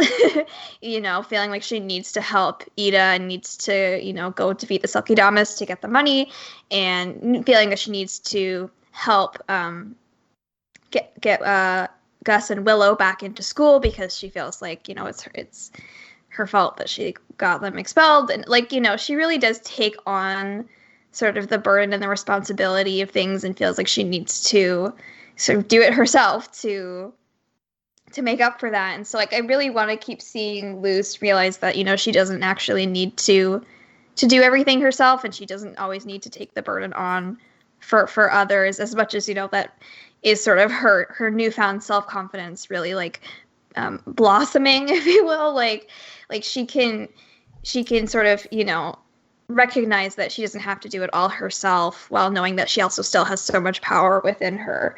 So that's sort of my Luz analysis for these opening episodes. Nice. Yeah, I would love to see her feel less like culpable for a lot of stuff going on that's outside her control. I love seeing her teaching Ida and Lilith. I think that was a great dynamic. Beatrice, any Luz highlights? I think for me, kind of piggybacking off of what Sarah said, something that really stood out to me was that conversation her and Ida had, where they were Luz is very much allowed to be a kid, in that she has these doubts, and she does she does these reckless things, and Ida, despite her her eccentricities, is still the adult in this, and she's and they were, I don't know, I just really like that communication that they had in the first episode, of just at the end of Ida being I'm better now that you're in my life. So I just think watching Luz just continue to grow and expand on her magic, and the fact that yes, she's now the teacher of the trio, I guess, of her, Ida, and Lilith. It's not so it's not a power dynamic shift. It's a lot of it's also for instance, Lilith was able to figure out how to work the glyphs, right? So, and how to bring these spells together. So I like how it's not all up to Luz now to figure out how to work her magic. It's she doesn't have to carry all this load on her shoulders. And I'm just excited to see how how she just continues to grow. Yeah, I like this analysis of Luz taking on too much of a burden, coming into play with her teaching Ida and Lilith now, and her being forced to step into this role that she shouldn't kind of have to be put into. And so I think that's a good direction for the show to go on. Yeah, Luz, very fun these episodes, despite dealing with a lot. Hopefully she doesn't get to Marinette levels of dealing with too much responsibility at once. Oh no. That's true. We will see where. Give more chill time with Amity in the library, less having to teach it. Ida and Lilith were fine on their own. In episode 2 seemed like, so that maybe gives you hopeful that it maybe potentially in the future, as we may moving on to Ida and Lilith now with this, them learning the glyph magic stuff. Maybe all three of them learning together now, as they're to a certain extent caught up with where Luz is at with the 4 glyphs.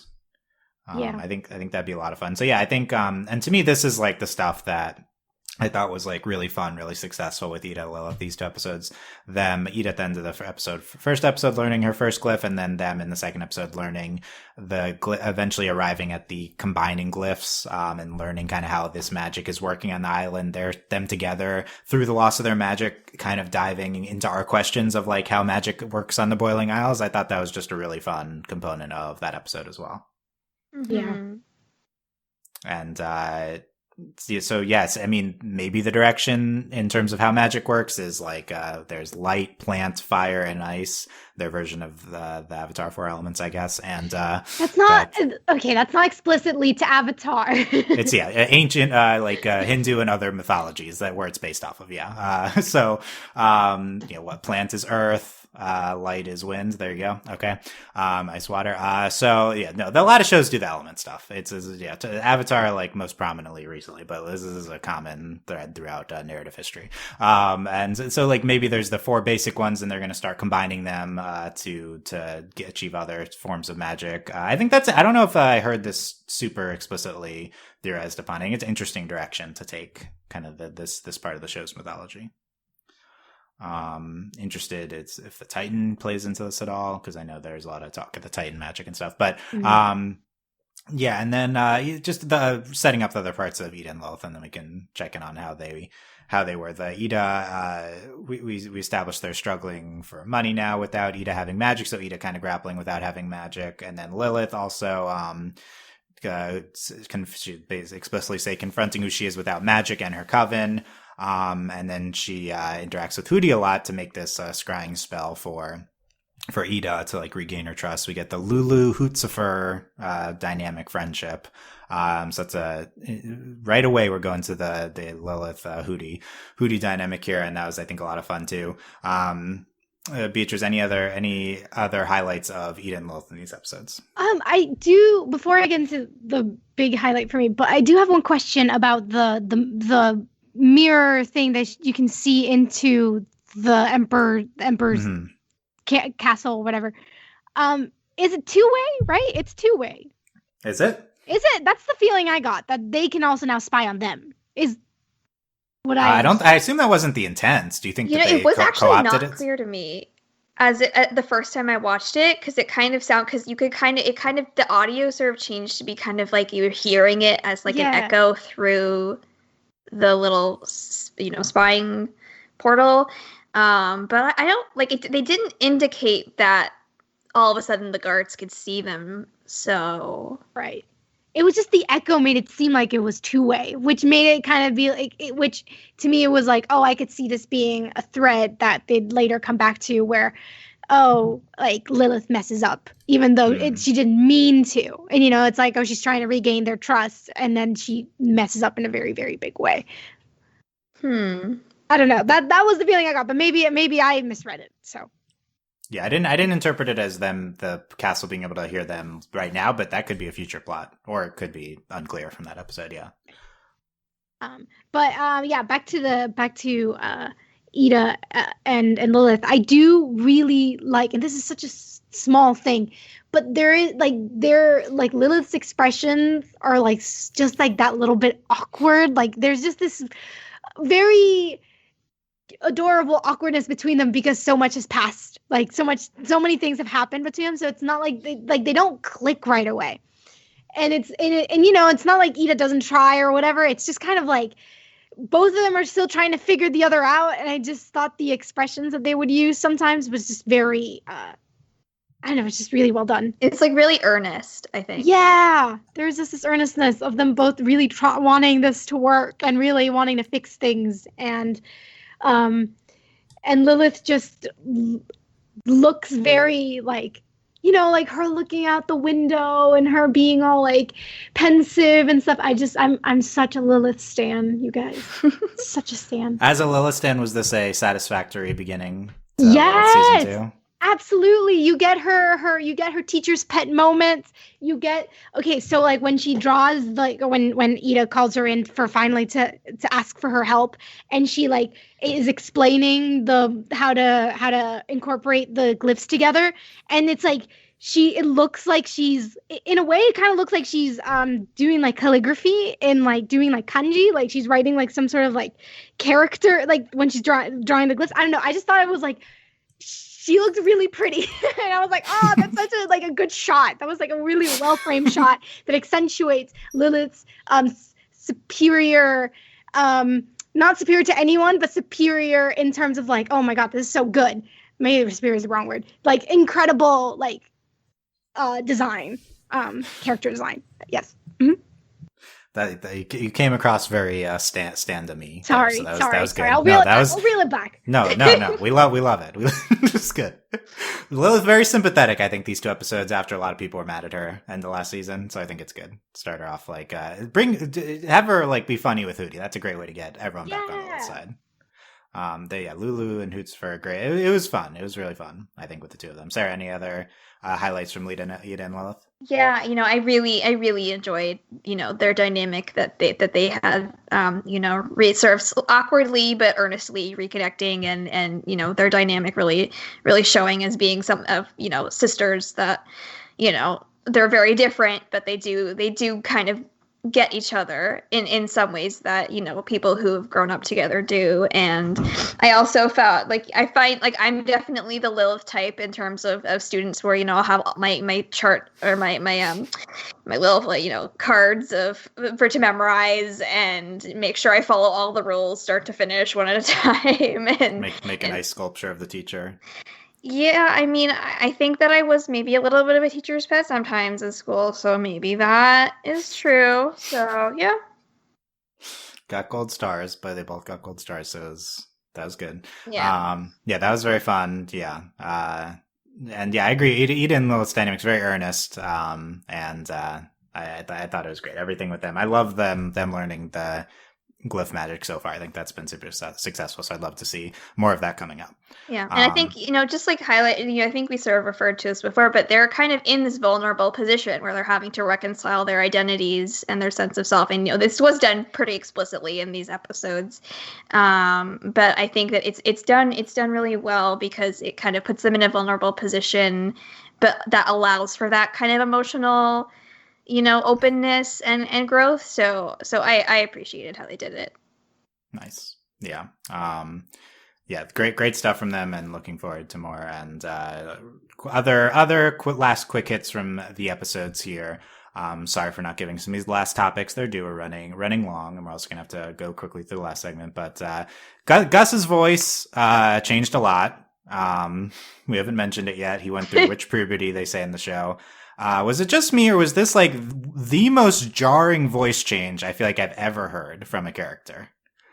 We hear a lot of these in kids shows, but I don't know. For me, this one was just so different with Gus here. I don't really like. This might seem bad, but I don't like. I just got so used to his new voice that I just don't really remember the old one. So I was like, oh yeah, puberty, okay. Yeah, I think at first it was like, wait, what? But I think it adapted for me fairly quickly. Yeah, we'll be fine. But yeah, he was much more high pitched.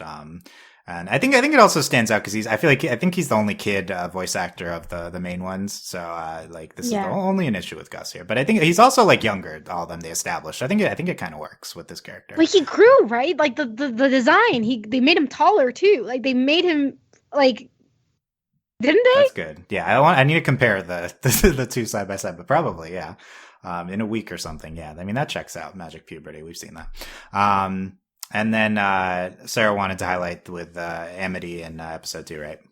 Yeah, no, I just think it was a really nice moment where she's like acknowledged that Luce and Willow and Gus are her friends now, and we started off with her kind of being more socially as part of like a different group, and struggling to reconcile her past with Willow, and I love the growth. I love that she's she loves that they're so nice and they listen to each other and they inspire her to be the kind of person she wants to be, and it really warmed my heart as a moment of growth for Amity, and I really think that it's promising to see her as part of the sort of friendship group moving forward.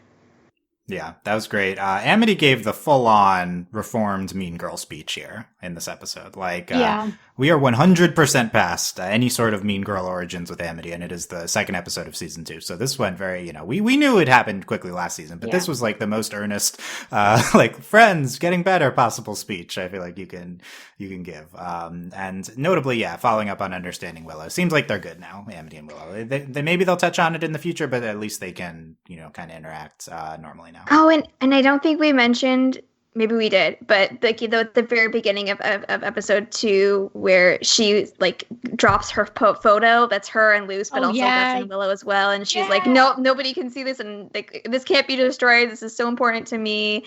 It was a really nice like little callback to the Grom episode, seeing that picture. Yes. Yeah, that was great. And that's when Amity's mom determines that Luce's a distraction for her. Yeah.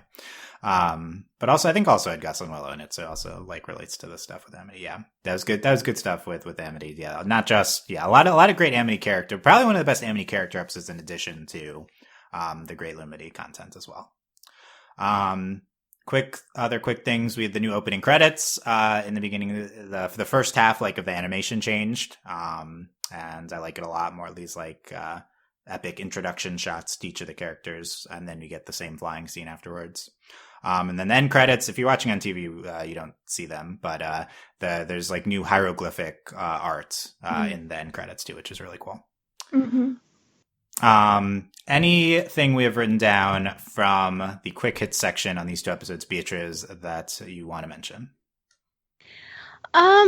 Willow's dad's just lovely to see. Yes. I think that I love how they just were like, we have quit our jobs and we're just gonna fully dedicate to you. It's like, whoa, that's extreme. So I really loved seeing them, and I also loved, like, always love seeing the twins. Seeing the twins is always great. Curious to see why Adalia is so focused on Amity and not the twins. I wonder what their relationship with their parents is like, and I really like the Amity, Willow, Gus arguing of how best they should save Luce. Like, Gus, like, who was it, Amity or Willow, who was like, this isn't a 1940s cartoon. That was like, because Gus was just, I could create some imaginary, ladies to charm away the guard. And it's just so perfect because Gus is, a human researcher or like historian. He's interested in the culture, and it's really funny. I don't know. I just really enjoyed that. Yeah, that's where I got it from. Yeah. One of Willow's dads had a book with Hot Pop on it, referencing frogs, a nice amphibia reference. With Amira and Edric, I'm wondering if they're like less powerful than Amity, so she's less interested in them in terms of furthering the family. I think that's a dynamic you can sometimes see. But I want to see more of them too in relation to the parents. Sarah, any thing from the 2 episodes you want to highlight? Yeah, I mean, we have it in the second episode. I thought it was really sweet that Principal Bump just was so upset that the kids were expelled. He cried and looked at the photo book, and that was just very sweet. Yeah, it was sweet. And then I also, one of my favorite quotes of the episode was, "I'm calling applesauce on this business, baloney," which is basically, my new quote for any time I'm mad at capitalism. Applesauce seems a very loose word. It's a very loose thing to say. Very silly thing to, a lot of people loved Lilith's low battery shirt she's wearing now in the season.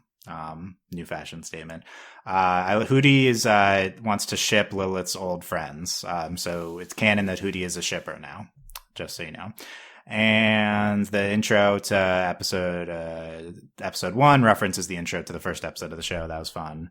And I think that's basically it. So there you go. On the first 2 episodes, we are going to do the abbreviated, like I said, running along to the abbreviated section of the news and the trailer. So let's very quickly do that. If you haven't heard, we now know the future outlook of Owl House, which is that we are getting episodes weekly for season 2 through August 14th. So the first 10 episodes are weekly. Then there'll be some sort of break, and we'll get 11 more later in the season. So season 1 was only 19. We'll get that extra episode this season. So 10 weekly now, followed by 11 more in season 2. But then season 3 will be the last season and will only be 3 44-minute specials. So this was not expected. We saw this announced, and Dana initially said that this focusing on the situation was the main reason I left Twitter, and it was unexpected. So potentially an initial negative reaction. She also later said that it's challenging but excited for what we're planning. The 44-minute specials means an event we otherwise couldn't have done with a different kind of order. So I do think it's like disappointing. I think we're not getting, this is like probably the least amount of Owl House we could have gotten, but 3 kind of epic specials could be really fun. Beatrice, your reaction to Owl House ending sooner than we thought? Well, I only learned about it today. I literally saw the outline and was like, "Wait, what?" Because I saw Owl House renewed for season 3 in some headline a while back, and I remember like messaging some friends, being like, "Oh, Owl House got renewed for season 3! Heck yeah!" And then asterisk, not really season 3, more like specials. See, I didn't see the asterisk. I just saw season 3 period, and I was just happy. And then I looked into the outline today, and I'm like, what do you mean? But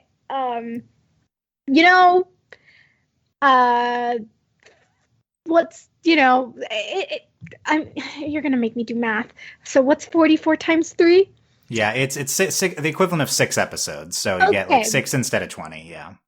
So like that's 132 minutes of epicness. Like that could be something like really cool that they could like kind of lead up to. Like there could be like, depending on where as you mentioned earlier, how we don't know when they learned about that order. So we don't know if that was like after season 2 was done or in midway through season 2, like how if season 3 feels rushed, if not, rely solely on when they found out. But I feel like it could be really, really, really, really interesting.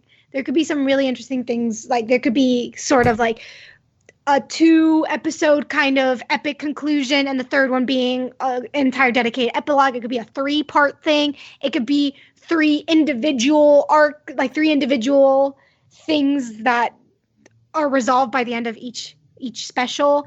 Like there's so many ways it could go about this that maybe allows them to do, I don't know, that might allow them to do something really epic with, so.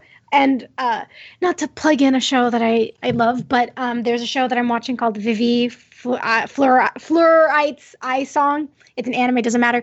But for a good chunk of it, they worked on 2-episode arcs.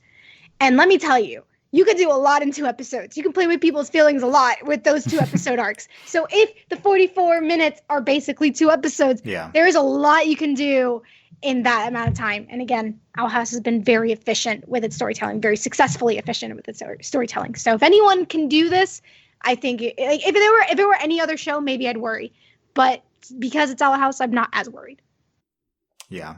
Nice. I agree. A lot of potential there. My read on it is that the 3 specials be used to wrap up the plot, not necessarily like epilogue, kind of like there's a Lumity special, there's a... Right.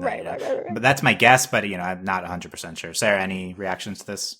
Yeah, I mean, I definitely had this sort of emotional roller coaster of like, oh my god, there's going to be another season 3, and then, oh, it's going to be 3 specials. That's a bummer. And then now I do kind of think like, the constraint, the limitation they have could lead to some really, really amazing creativity and really something exciting. So I'm hopeful that it'll be good, even though I am sad that it's not going to be any more than that. Yeah. Sad, but hopeful, and we will check in on this, how this is kind of going throughout the season. I do think a lot of my reaction dependent on how season 2 is handled. So we will see, and we'll check in again on this. The other thing is we got a main trailer, and we've gotten a few promos as well for the Owl House. Before the podcast, Beatrice just watched the main trailer for the first time, so I'm going to insert her reactions to this trailer now. Apologies. To get a sense. Apologies for the sounds. Oh, God, what is all of this? Wait, what is all this? getting like Ida like flashbacks to her like oh wait, was that a handhold? Okay, sorry. Okay, all right. Wait, it's not over yet. Is it over yet? No, it's not over yet. Okay, I've seen it. Okay. Okay, there you go. So that was the Beatrice's main reactions. Let me quickly go through some of the next few episodes. Michael did an analysis of the trailer, his specialty. So thank you, Michael. And we have potential outlooks. So we have next episode, Echoes of the Past, about King's past explored, lose Lilith Hootie. This is from description. Go to a dangerous new island. This Michael says it might involve the Oracle Coven. So we're getting into King's past, as was we saw elsewhere from the season. Episode 4, Keeping Up Appearances. Ida's unexpected family member who we believe is Gwendolyn, their mom. And then also potentially from the trailer, Lilith might be turning into a cursed version in this episode. Episode 5, Through the Looking Glass Ruins. The A plot, Gus trying to impress cool kids at Glandis. B plot, Lose an Amity, most dangerous section of the library. From the main trailer, we have Amity with her hair down in the trailer. We have the Lumity handhold coming up. These are from episode Very 5, exciting. it seems like. Very exciting. And from other promos, we have Lose an Amity, blushing at each other, and then also potentially talking about trying to find a book to travel between realms. So that could be what they're doing in the library. Episode 6, we only have it a name so far, Hunting Palisman. Michaels predicts it's about potentially the Golden Guard being ordered to get a palisman for Bellows. He might have some sort of curse of his own. We've seen Luz with a cardinal on her shoulder, a bird. Potentially a palisman? We don't know, but that's an exciting thing too, from some of the promos.